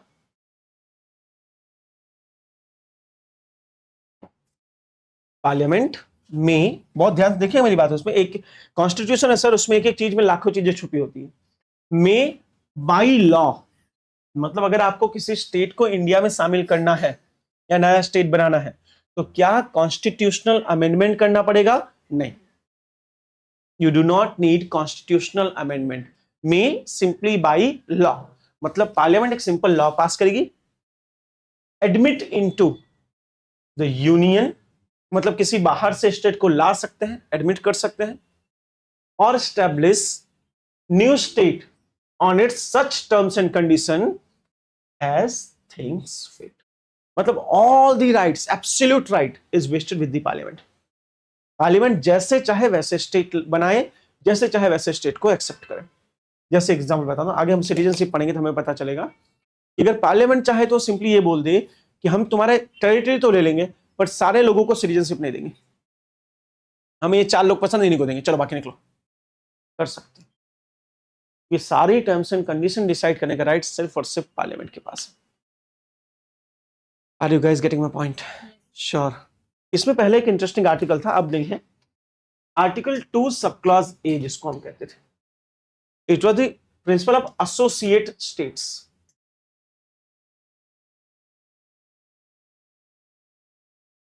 ओरिजिनल कॉन्स्टिट्यूशन में there was nothing like associate state, but Sikkim का एक नया ही तजुर्बा हमारे सामने आ चुका था। सिक्किम एक ऐसा स्टेट था जो एक इंडिपेंडेंट किंगडम हुआ करते थे, वो ब्रिटिश एम्पायर का पार्ट नहीं था, उस पर ब्रिटिश पैरामाउंटेसी तो थी पर ब्रिटिश एम्पायर का पार्ट नहीं था सिक्किम। जब इंडिया फ्री हुआ, इंडिया सिक्किम को अपने में जोड़ना चाहता था, बट सिक्किम के किंग नहीं मानते थे, तो हमने उनके साथ एक टेम्पररी अरेंजमेंट कर लिया था कि ठीक है एक काम करो, तुम हमें डिफेंस, फॉरेन रिलेशन और कम्युनिकेशन दे दो, बाकी इंडिपेंडेंट रहो। तो उनपे पूरे इंडिया का लॉ सेम लागू नहीं पड़ता था, तो स्पेशली सिक्किम के लिए हमने एक नया आर्टिकल इंसर्ट किया था, article 2 sub clause A, that was associate state. But as we know 1975 में हमने सिक्किम पे कंप्लीट कब्जा कर लिया, उसके बाद ये आर्टिकल डिलीट कर दिया गया था। मतलब ओरिजिनल कॉन्स्टिट्यूशन में था associate state, no original constitution, later constitution में, मॉडर्न कॉन्स्टिट्यूशन में ये नहीं है, it is already deleted by the constitutional amendment act.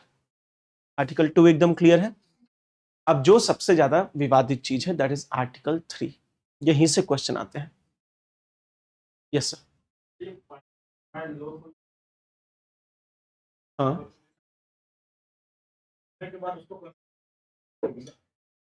उसके लिए हमें आर्टिकल 4 पढ़ना पड़ेगा। 5 मिनट दीजिए, आर्टिकल 4 पे आते हैं। ये जो भी चेंज होगा उसको कैसे हमें कॉन्स्टिट्यूशन में अकोमोडेट करना है, 5 मिनट में आ जाएगा सर, डोंट वरी। आर्टिकल 4 इसी के लिए है। बिल्कुल सही क्वेश्चन है कि भाई आर्टिकल 1 में सारे स्टेट्स के नाम लिखे हैं, शेड्यूल 1 में, तो नया स्टेट बनाओगे तो लिखना तो पड़ेगा ना, तो वो सब प्रोसीजर आर्टिकल 4 ने बहुत अच्छे से एक्सप्लेन किया हुआ है।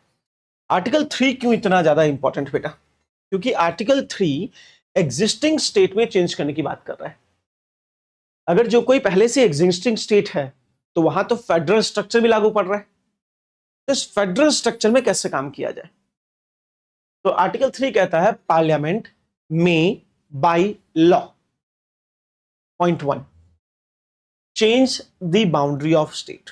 अगर पार्लियामेंट चाहे तो किसी भी स्टेट की बाउंड्री को चेंज कर सकता है। में merge two states to form a new state. में bifurcate state to form a state and union territory, और 2 स्टेट्स। ठीक है, मतलब पार्लियामेंट के पास पावर है स्टेट की सभी चीजों को चेंज करने का, आइदर द बाउंड्री और फॉर्मिंग न्यू स्टेट्स और एनीथिंग। इसका हम लोग जब पॉलिटिकल भाषा में लिखते हैं हम कहते हैं द पार्लियामेंट है power to redraw the political map of India, क्योंकि वो जब चाहे तब किसी भी स्टेट को बदल सकती है। ठीक है, how they will do that, ये भी कॉन्स्टिट्यूशन में लिखा गया है। कॉन्स्टिट्यूशन में पूरा प्रोसीजर डिफाइन किया गया है। प्रोसीजर हमारे लिए बड़ा ही इंपॉर्टेंट है सर। क्लास 3 लेवल पे, अब तो यूपीएससी में कम पूछा जाता है, बट क्लास 3 लेवल पे एक गजब का क्वेश्चन है, जीपीएससी में बहुत बार पूछा गया है कि जो आप कह रहे हो बाई लॉ, तो how will you form the law, ये फॉर्म कैसे बनना चाहिए। ठीक है, मैं एक एग्जांपल लेता हूं फिर हम आगे बढ़ते हैं। लेट्स सपोज 2014 की बात करते हैं कि 2014 में एक स्टेट हुआ करता था, है भी आज भी, आंध्र प्रदेश, है ना। आंध्र प्रदेश में एक इश्यू था कि वहां पे जो लोग वेस्टर्न आंध्र प्रदेश में रहते थे, जिसको आज हम तेलंगाना कहते हैं, तेलंगाना में रहने वाले लोग वो ना हमेशा से कंप्लेन करते थे कि आंध्र प्रदेश स्टेट में हमें गवर्नमेंट जॉब्स नहीं मिल रही है, हमें इक्वल अपॉर्चुनिटी नहीं मिल रही है। क्यों? क्योंकि आंध्र प्रदेश स्टेट ज्यादातर कोस्टल एरिया में जो लोग रहते हैं, मतलब जो ईस्टर्न आंध्र प्रदेश में है, उनको ये सारी अपॉर्चुनिटी दे रहे हैं। वहां पे दो लैंग्वेज का मेन डिस्प्यूट था। Am I clear? तो आंध्र प्रदेश में हमेशा से ये प्रॉब्लम रही है। देन उन्होंने एक इंटेंसिव डिमांड क्रिएट की कि हमें एक सेपरेट स्टेट चाहिए जो हमारे इंटरेस्ट को प्रोटेक्ट कर सके। In this scenario we are going to bifurcate a state into two states, right? Let's try to understand this process. The very first thing, state itself do not have power to initiate the procedure. State के पास procedure को शुरू करने का कोई power नहीं है। How the procedure will begin? It will begin from parliament.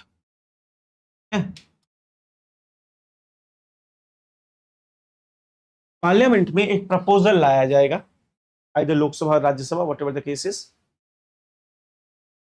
Proposal will be कि आंध्र प्रदेश का बाइफर्गेशन करना है तेलंगाना एंड आंध्र प्रदेश में। बट कॉन्स्टिट्यूशन का आर्टिकल 3 एक इम्प्लिसिट एक्सप्लिसिट प्रोसेस दिखा रहा है कि पार्लियामेंट डायरेक्ट ये नहीं कर सकती। Parliament first must take the advice of president on this matter. Parliament को प्रेसिडेंट का प्रायर अप्रूवल मैंडेटरी है, उसके बिना प्रोसेस नहीं स्टार्ट की जा सकती। ठीक है, तो पार्लियामेंट में कोई भी बिल रखने से पहले हमें भेजना पड़ेगा ये सब प्रेसिडेंट के पास कि dear president we want to change all this. ठीक है, यहां पे बड़ा इंटरेस्टिंग बात है। कॉन्स्टिट्यूशन कहता है कि प्रेसिडेंट मस्ट कंसल्ट, शैल कंसल्ट। वर्ड का मीनिंग बहुत इंपॉर्टेंट है। शैल या मस्ट आ गया मतलब मैंडेटरी है, में आ गया मतलब इच्छा पे। तो president must consult the state which are going to be affected. President ये प्रपोजल स्टेट की लेजिस्लेटिव असेंबली में भेजेगा कि देख लीजिए भाई, आपका इतनी बाउंड्री चेंज होने वाली है, इतना इतना आप टूटोगे। ठीक है, in this consultation president will specify a time limit कि 15 दिन या 20 दिन में आप मुझे आपका ओपिनियन बता दो, आप क्या चाहते हो उसमें। ठीक है, अगर स्टेट विद इन टाइम बता देता है, well and good. After time बता रहा है, well and good. In both the cases president is not binding by the advice rendered by state. President are still free to take his stance और his decision. ठीक है, मतलब refer करना, consult करना mandatory है। कहीं ऐसा ना हो कि आपने स्टेट से पूछा तक कि उनकी बाउंड्री तोड़ दी। ठीक है, but the recommendation of states are not binding on the president. Recommendations are not binding. कहां चला गया भाई फिर से? कोई बात नहीं है, मेरे पास पूरा system. Recommendations are not binding. ठीक है, अब ये रिकमेंडेशन वापस प्रेसिडेंट के पास आ गए। अब प्रेसिडेंट इसे प्लेस करेगा आइदर इन लोकसभा और राज्यसभा, क्योंकि India is a bicameralism democracy, जहां लोकसभा भी है, राज्यसभा में स्टेट्स के रिप्रेजेंटेटिव होते हैं, लोकसभा में डायरेक्ट पीपल के रिप्रेजेंटेटिव होते हैं। ठीक है, प्रेसिडेंट जहां भी रखना चाहे, लोकसभा और Rajya Sabha, they can initiate the procedure. Clear है? दोनों हाउसेस से इस प्रोसीजर को we need to pass with simple majority। कोई स्पेशल मेजॉरिटी नहीं चाहिए, it's simple majority. What is simple majority? जितने, जैसे इस बैच के टोटल एडमिशन साइज है 28, आते हैं 20, उसमें से वोट देंगे 16, तो प्रेजेंट एंड वोटिंग उनका मेजॉरिटी, उसको हम कहते हैं सिंपल मेजॉरिटी। ठीक है, तो each house, the Lok Sabha and Rajya Sabha must pass this with simple majority। एक बार इसको लोकसभा राज्यसभा में सिंपल मेजॉरिटी पास कर दिया, this will be again send to president for the final assent, final sign. और जैसे ही प्रेसिडेंट साइन कर देगा, the state will deem to be partition. मतलब इस पूरी प्रोसेस में स्टेट्स का राइट कुछ नहीं है।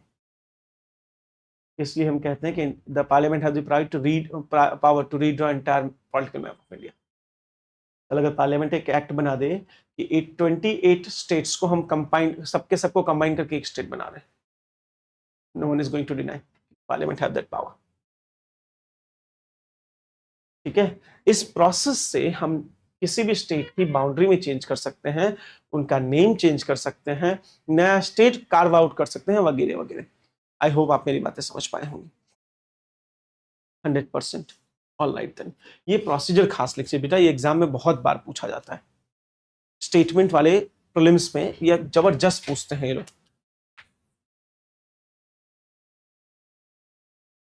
Yes sir.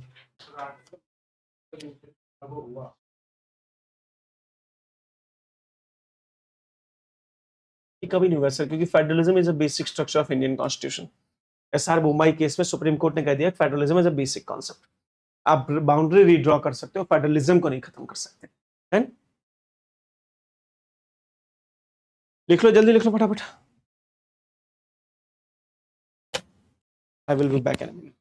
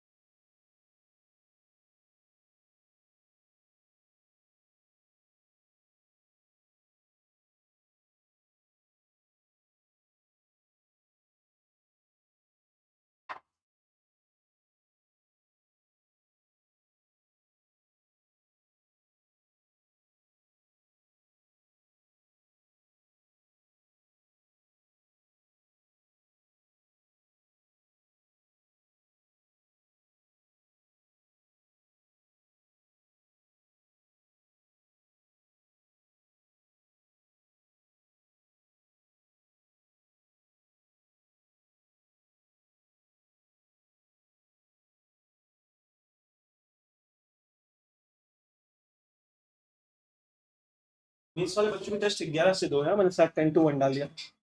10 to 1 तो मेरा लेक्चर है, 11 to 2 है मीन्स के बच्चों की टेस्ट। ओके, आप में से जो लिखना चाहता है आप भी लिख सकते हैं। मैंने अभी तक जितना पढ़ाया है, जैसे कॉन्स्टिट्यूशनलिज्म पढ़ाया है हमने हमने अदर बातें की है, सोमनाथ मंदिर, सोमनाथ पर्व की, एंड कॉन्स्टिट्यूशनल मोरालिटी की बात की हुई है मेंस बैचेस में। तो जो भी पढ़ाया है उसी का टेस्ट है, कुछ बाहर से नहीं पूछेंगे। अब तक जो हमने 4-5 लेक्चर लिए हैं मेंस के, सिर्फ उसका टेस्ट है। अगर कोई लिखना चाहता है लिख लीजिए, कोई इशू नहीं। ओके, प्रोसीजर हम सबने समझ लिया है। इस प्रोसीजर में बहुत सारे फ्लॉज हैं और उस फ्लॉ की हम थोड़ी देर में बात करेंगे। पहले हम इससे थोड़ा आगे निकल जाते हैं, आर्टिकल 4 को समझ लेते हैं। ठीक है, आर्टिकल 4 बस ये सब बहुत अच्छे से याद रखना बेटा, क्योंकि आगे इस पे बहुत लंबी डिबेट होने वाली है। आर्टिकल 4 हमें क्या कह रहा है?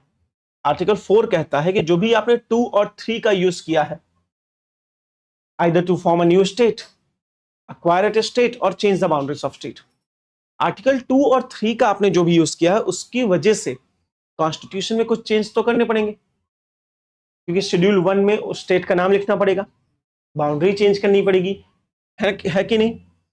अगर आप एक तो शेड्यूल 1 में करोगे और शेड्यूल 4 में भी करना पड़ेगा, जो राज्यसभा का रिप्रेजेंटेशन है। भाई साहब, जब स्टेट तेलंगाना नया बन गया तो तेलंगाना के कुछ मेंबर भी तो राज्यसभा में जाएंगे, आंध्र प्रदेश के कुछ कम भी तो करने पड़ेंगे। तो शेड्यूल 1 और शेड्यूल 4 दोनों में चेंज करना पड़ेगा, है कि नहीं? तो आर्टिकल 4 कहता है कि देखिए, बहुत ध्यान से समझिएगा कि आपने जो भी लॉ बनाया है उस लॉ में वो सारी मैंडेटरी कंडीशंस लिखिए जो कंडीशन हमें रिक्वायर्ड है तो change in schedule 1 and schedule 4. But interestingly that is going to change the constitution or bring some changes in the constitution, but it will not deemed to be amendment in the constitution under article 368.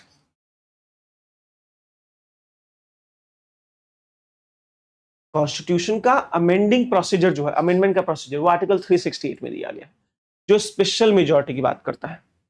फिर आपको constitution को change करना तो आपको special majority देनी पड़ेगी, जैसे 2/3 of present and voting, 66% से ज्यादा मेजॉरिटी.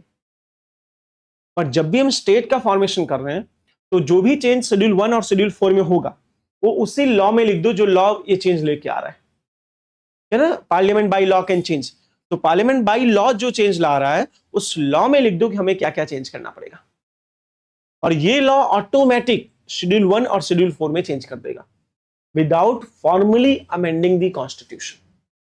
हमें कॉन्स्टिट्यूशन का फॉर्मल अमेंडमेंट प्रोसेस स्टार्ट नहीं करना पड़ेगा क्योंकि formal amendment process is quite lengthy and tough, जबकि हम स्टेट के फॉर्मेशन को थोड़ा इजी बनाना चाहते हैं कि स्टेट का formation is an emergency power. तो बस समझना आप लोग, तेलंगाना में क्या हुआ सर, वायलेंस स्टार्ट हो गया था क्योंकि जब आंध्र प्रदेश को बिल रेफर किया गया तो आंध्र प्रदेश ने डिनाई कर दिया, बोला हमें नहीं कटवाना अपना देश, हमें नहीं डाइवर्ट करवाना, बाइफरकेट करवाना है. ठीक है, तेलंगाना के लोगों ने तुरंत वायलेंस स्टार्ट कर दिया था, पूरा आंध्र प्रदेश बंद हो चुका था. अब ऐसी इमरजेंसी सिचुएशन में अगर आप लिख दो कि कॉन्स्टिट्यूशनल अमेंडमेंट लाना पड़ेगा सर, तो बहुत लंबा प्रोसेस खिंच जाएगा. तब तक सिचुएशन अपने हाथ से निकल सकती है. To speedise the process, to make it smooth and streamlined, to tackle some emergency situations, हमने इसमें कहा है कि आपको कॉन्स्टिट्यूशनल अमेंडमेंट के प्रोसीजर को फॉलो नहीं करना है. आप सिंपली जो लॉ ला रहे हो उसी लॉ में लिख दो, वो लॉ ऑटोमेटिक शेड्यूल 1 और शेड्यूल 4 पे अप्लाई हो जाएगा. ठीक है, इसलिए जो भी चेंजेस होता है स्टेट में, that will not be deemed as constitutional amendment, क्योंकि अमेंडमेंट एक स्पेशल टर्म है जो आर्टिकल 368 में मेंशन किया गया है, जहां पे स्पेशल मेजॉरिटी मैंडेटरी है, जबकि बाइफर्केशन ऑफ स्टेट किससे होता है, सिंपल मेजॉरिटी से. Are you guys getting my point? Sir answer मिल गया. कैसे होगा वो? बाय लॉ ऑटोमेटिक चेंज हो जाएगा, कॉन्स्टिट्यूशनल अमेंडमेंट नहीं गिना जाएगा. मतलब यहां से हमने एक चीज सीखा कि कॉन्स्टिट्यूशन में कुछ अगर चेंज करना है तो मैंडेटरीली अमेंडमेंट करने की जरूरत नहीं. हर बार अमेंडमेंट लाएंगे ऐसा जरूरी नहीं है, बिना अमेंडमेंट में ही कॉन्स्टिट्यूशन में कुछ ऐड हो सकता है. इसलिए इंडियन कॉन्स्टिट्यूशन को फ्लेक्सिबल कॉन्स्टिट्यूशन माना जाता है.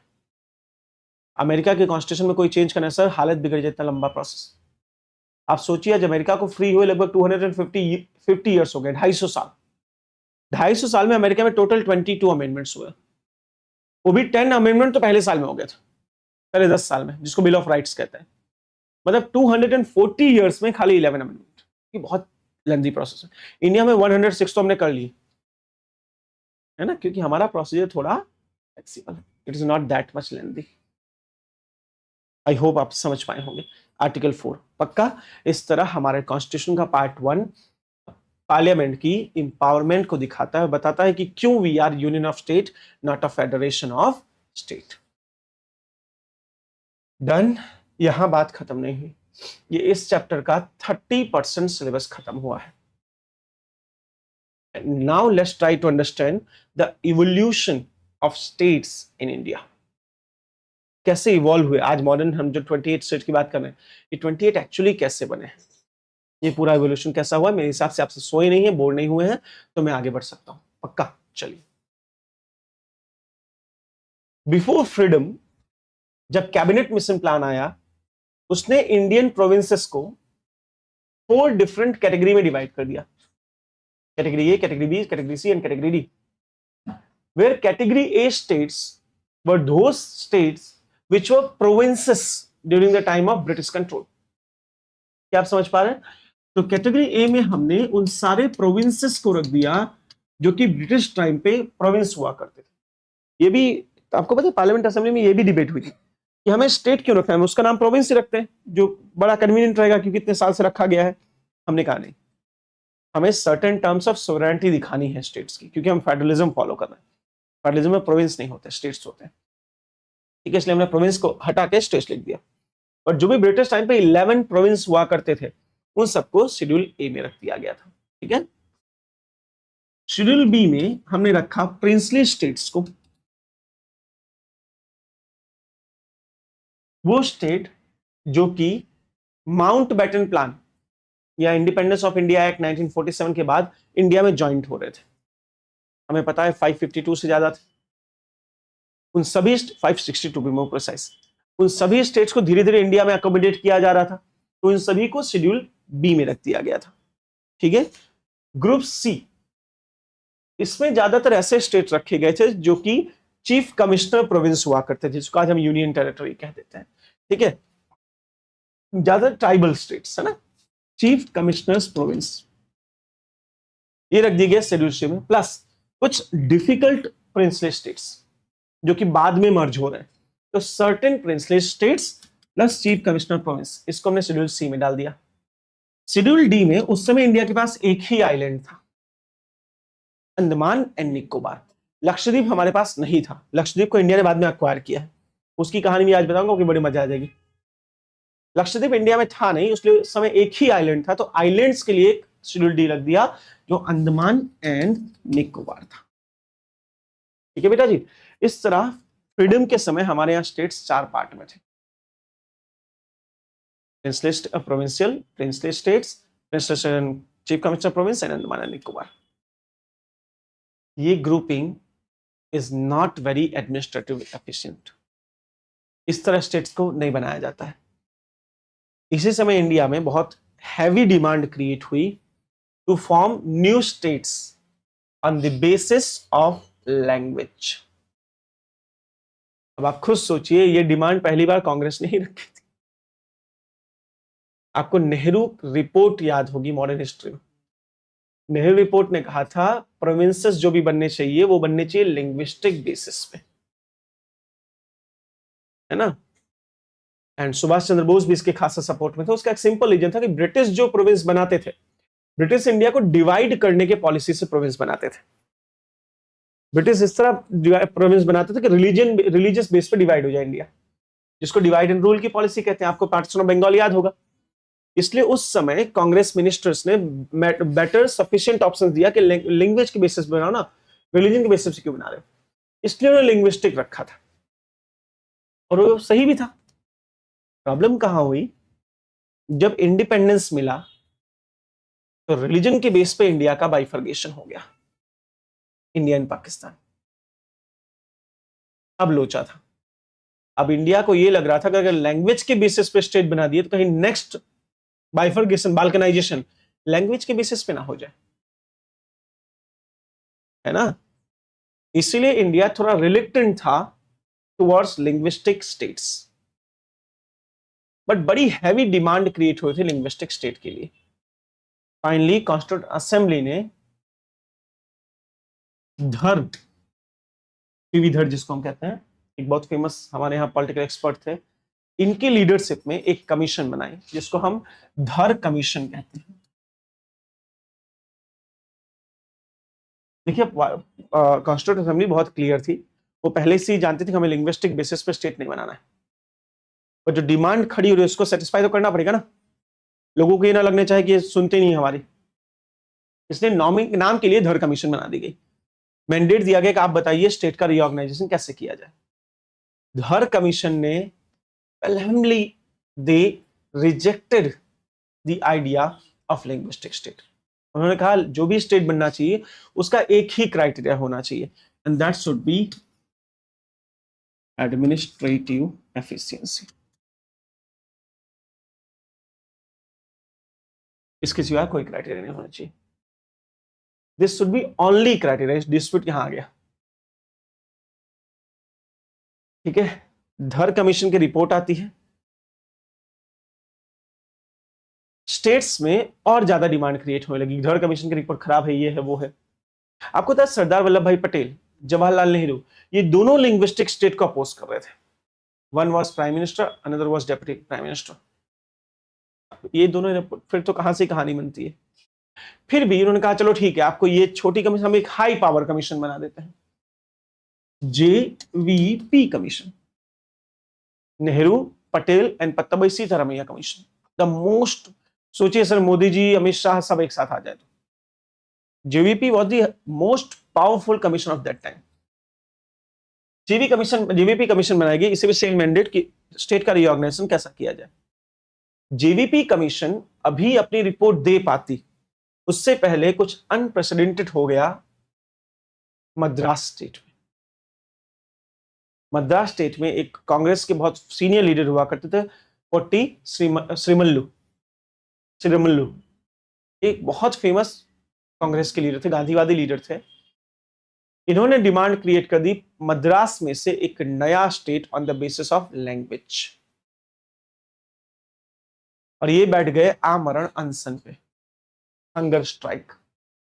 गवर्नमेंट ने बहुत ट्राई किया इन्हें परस्यू करने का कि सर प्लीज ये छोड़ दीजिए, आप तो अपने ही पार्टी के हैं। अब सोचिए वो क्रिटिकल टाइम है सर, जहां इंडिया पाकिस्तान का डिवीजन हुआ है, कॉन्स्टिट्यूशन बन रहा है, तो लोगों ने पहले इनको मनाया, नहीं माने तो लोगों ने ठीक है खा लेंगे कुछ दिन में। गांधीवादी आदमी थे सर, नहीं खाया।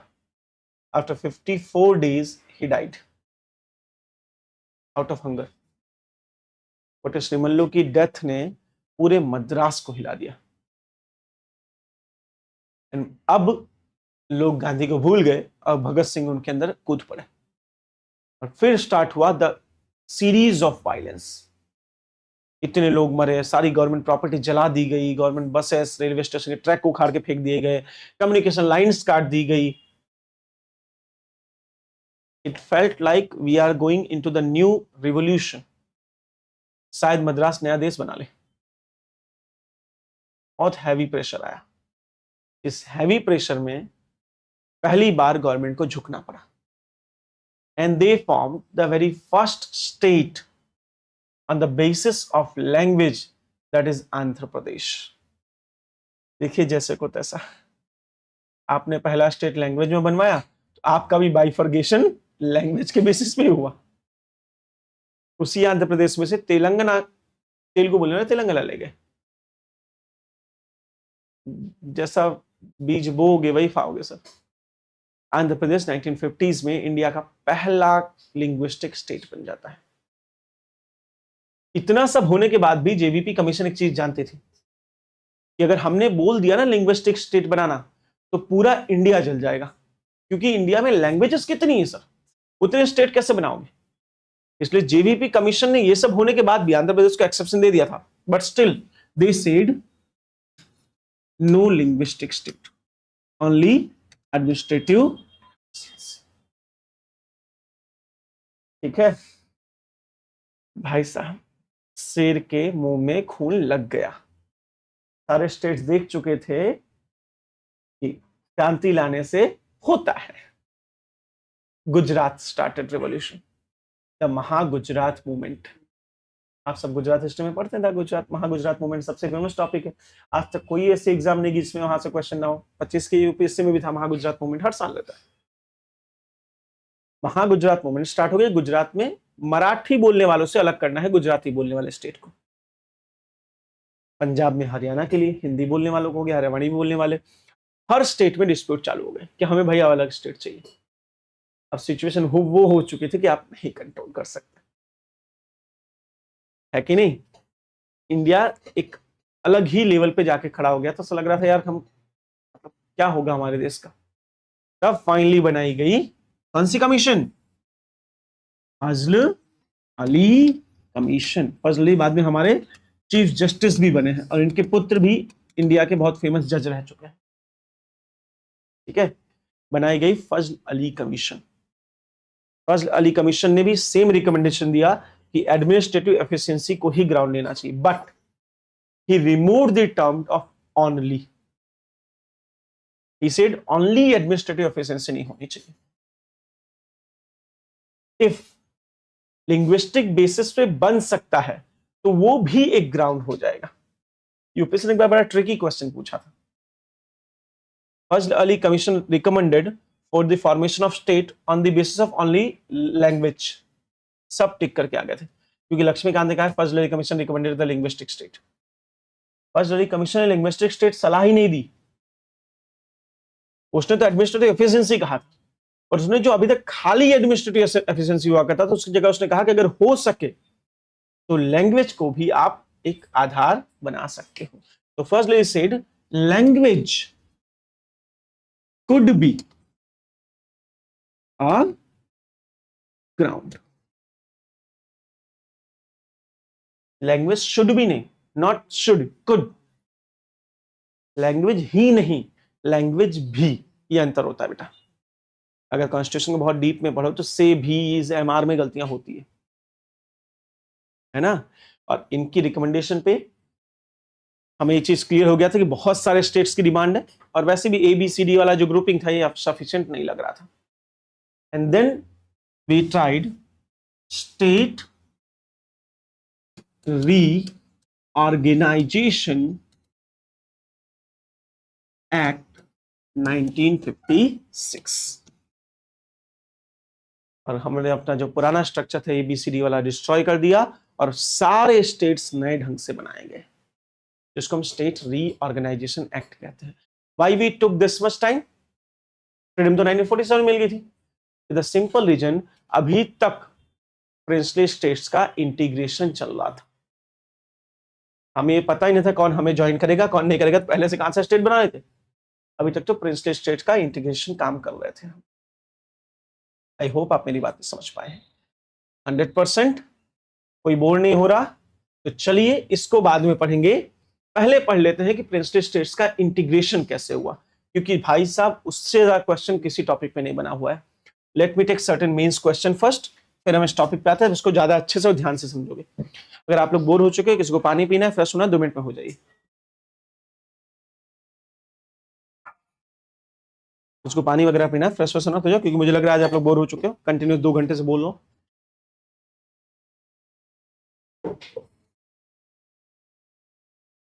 हाँ, बंद कर दो, पीछे बैठा करो। देख बेटा, एसी अगर 24 पे नहीं रहा ना, इसकी हीट एक्सट्रीम होती है, इसकी हीट एक्सट्रीम होती है, वो सिस्टम बंद हो जाता है। अगर आपको ठंडी लग रही है आप पीछे बैठिए, क्योंकि सिस्टम को रन करने के लिए एक रूम टेम्परेचर रिक्वायर्ड है, वो हैंग हो जाएगा, पूरा लेक्चर नहीं काम कर पाएगा, क्योंकि ऐसा बहुत हीट जनरेट करता है। ये बंद हो जाएगा, ये बंद हो जाएगा, है ना। ये अकेला कितने पावर का है? आई थिंक 8000 समथिंग, इतना पावरफुल है। कभी इसके ऊपर का कवर निकाल दूंगा ना, फिर आप इसके साइड देख नहीं सकते, इतना हैवी ये बल्ब। और वो पूरा सिस्टम, कैमरा, लैपटॉप, वो सब काम ही नहीं करेगा, सब हीट। इसलिए मुझे पता है आप लोग रोज कंप्लेन करते हो, आगे बैठने वालों को ठंडी लगती है। मैंने तो सर एसी क्यों कम नहीं, आप 27 पे रख दो, क्या जाता है आपका। 27 पे रखते ही ह्यूमंस के लिए बेस्ट हो जाएगा, मशीन्स बंद हो जाएंगी, ठीक है। अब वो हैंग ही करने लगेगा तो मैं लेक्चर कहाँ से चलाऊंगा। इसलिए अगर आपको ठंडी ज्यादा लगती है, पीछे बैठ जाइए, या तो स्वेटर पहन लीजिए तो भी सही है, वो भी सही रहेगा, ठीक है। बंद करना मेरे लिए ऑप्शंस नहीं है, मेरा पूरा सिस्टम क्रैश कर जाता है। 2-3 बार मैंने पहले ट्राई किया हुआ है। लेक्चर में जैसे इसके टेम्परेचर बढ़ाता हूं मैं, सारा सिस्टम हैंग करना शुरू कर देता है। मुझे लगता था लैपटॉप खराब है, पुराना लैपटॉप निकाल के 1 लाख का नया लैपटॉप लगा दिया, वो भी हैंग किया। फिर रियलाइज हो भाई सारा इशू तो एसी भी चेंज कर दी। पिछले साल, पता है आपको, तुरंत मुझे एसी चेंज करनी पड़ी थी, क्योंकि वो जो एसी था वो इतने बड़े क्लास को नहीं कूल कर पा रहा था। वो एसी चेंज किया, क्योंकि कूलिंग बड़ा प्रॉब्लम है। रमजान का पवित्र महीना चालू है। वैसे रमजान का महीना क्यों मनाया जाता है? What is the logic behind Ramzan? बताएगा? बता। क्या आदमी है, उसको कुछ पता नहीं रहता।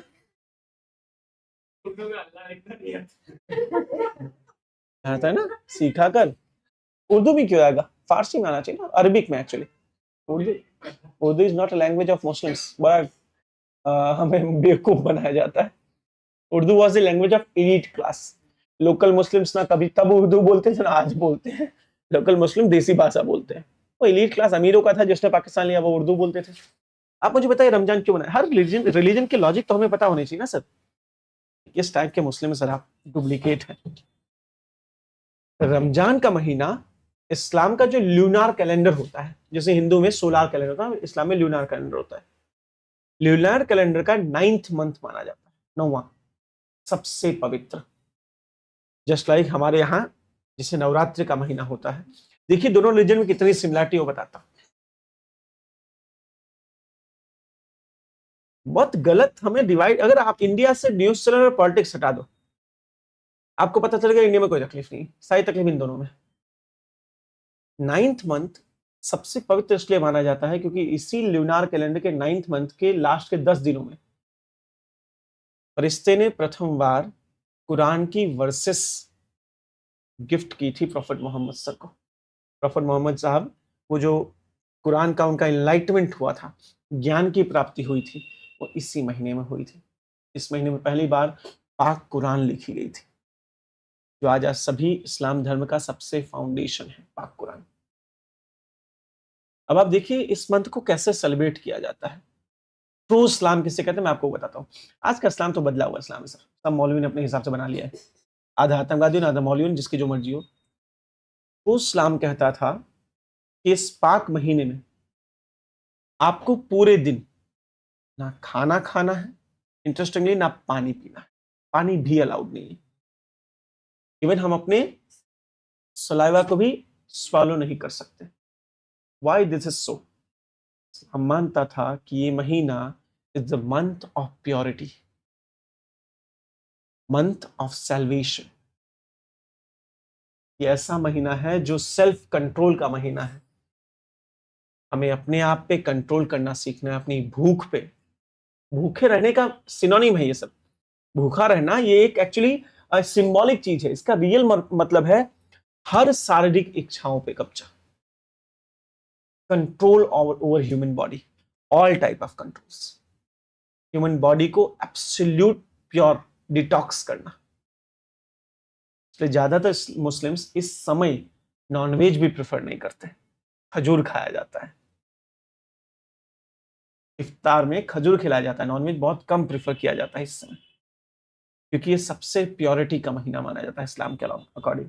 इंसान को शुद्ध करने की बात रहती है, not only food but body and most importantly thought.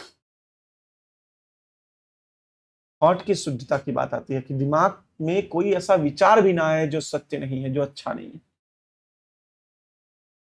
Early morning उठा जाता है, सनराइज से पहले खाना खाया जाता है, सनसेट के बाद ही खा सकते हो, ड्यूरिंग सन आप नहीं खा सकते।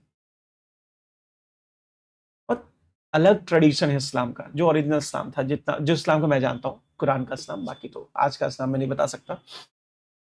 बड़ा इंटरेस्टिंग था सर, जो मैंने इसे देखा कि अगर हम नवरात्रि में देखें तो कुछ यही था। नवरात्र में हमारे घर की महिलाएं निराजली जल कर व्रत करती हैं, सनराइज के बाद कुछ नहीं खाती, पहला खाना और पहली चाय भी सनसेट के बाद ही पी जाती है। उस समय भी सैल्वेशन किया जाता है, ज्यादातर सेक्सुअल नीड्स से दूर रहा जाता है। 9 डेज हम बॉडी को डिटॉक्स करते हैं, ब्रेन को डिटॉक्स करते हैं। तो यहाँ 10 डे हो रहा है, यहाँ 9 डे हो रहा है। यहाँ 10th डे उपास खोला जाता है, यहाँ भी 10th डे इफ्तार पार्टी की जाती है। How that is different. Culture and tradition ये हमेशा सेम रहते हैं, हम एज ए ह्यूमन हमारे डिफरेंसेस उसे खराब कर देते हैं।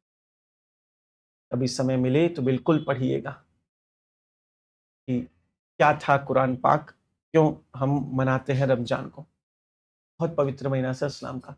कोई जो ट्रू इस्लामिक आदमी होगा वो इतना सा भी गलत काम नहीं कर सकता रमजान के महीने में।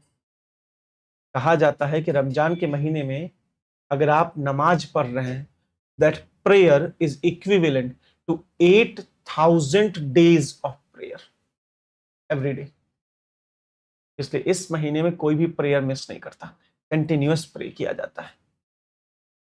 It's just like the month of Diwali, है ना।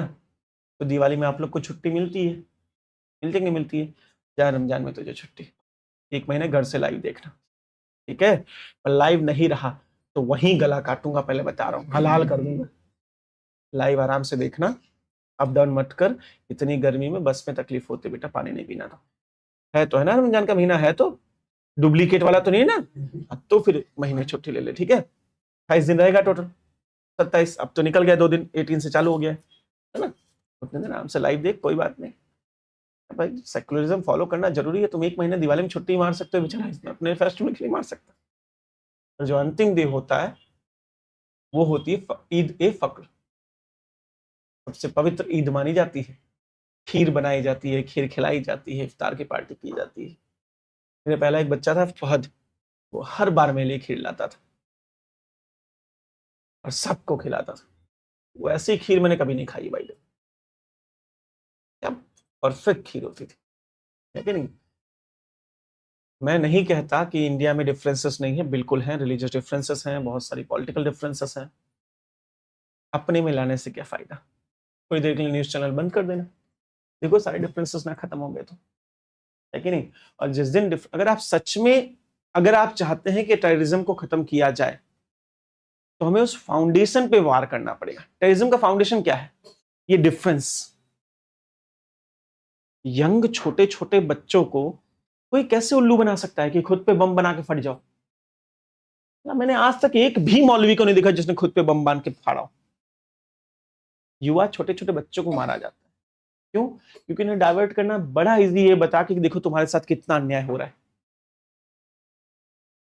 इस समय what majority needs to do, अगर इतना पॉलिटी पढ़ा दिया है, थोड़ा तो समझ लो, majority must rule while protecting the rights of minority.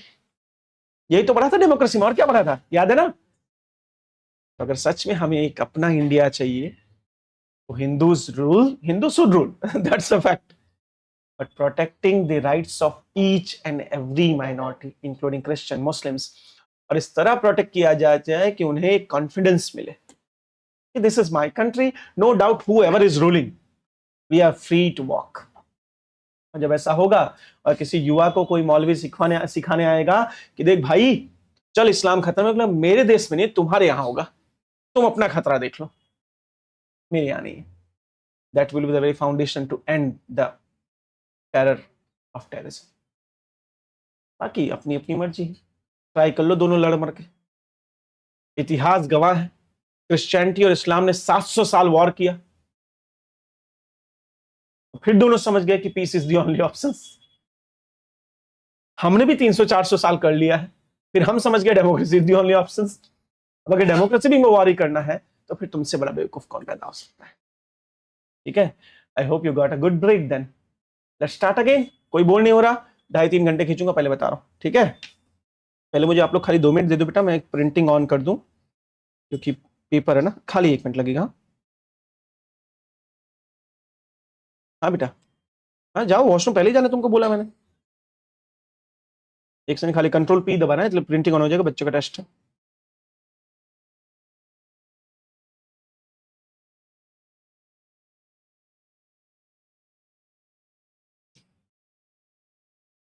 Okay, चलिए लेट्स बिगिन।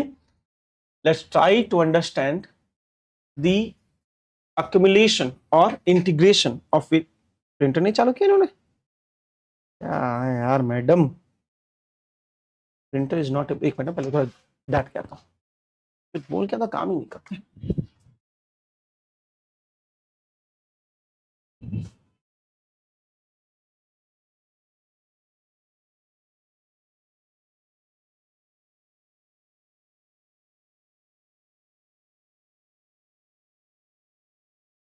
शिट, यहाँ पे ये कौन लगाता है, रोज मैं निकालने बोलता हूँ फिर भी रोज लगा देते हैं नालायक। ये किसके पास कॉमन सेंस नहीं है? चलिए, सो हम बात कर रहे थे integration of princely states into the India.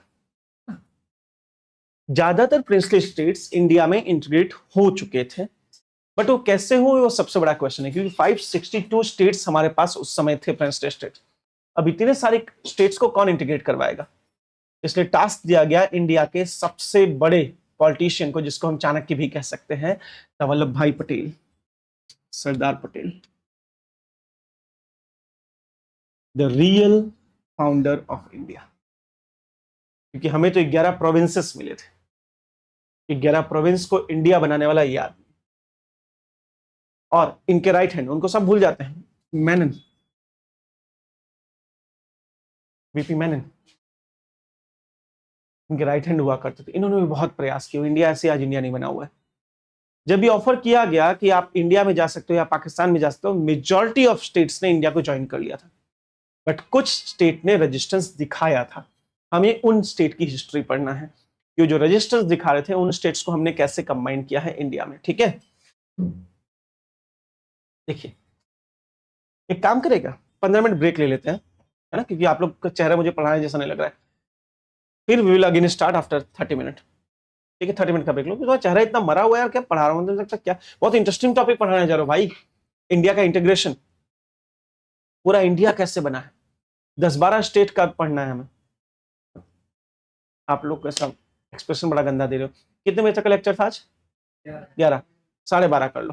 ठीक है, take a break of 15 minute, let's come back and will again start. ठीक है, चलिए मेरा थोड़ी देर के लिए बंद कर दे, मेरे वैसे लैपटॉप में बैटरी खत्म है तो ये यूट्यूब नहीं चलेगा।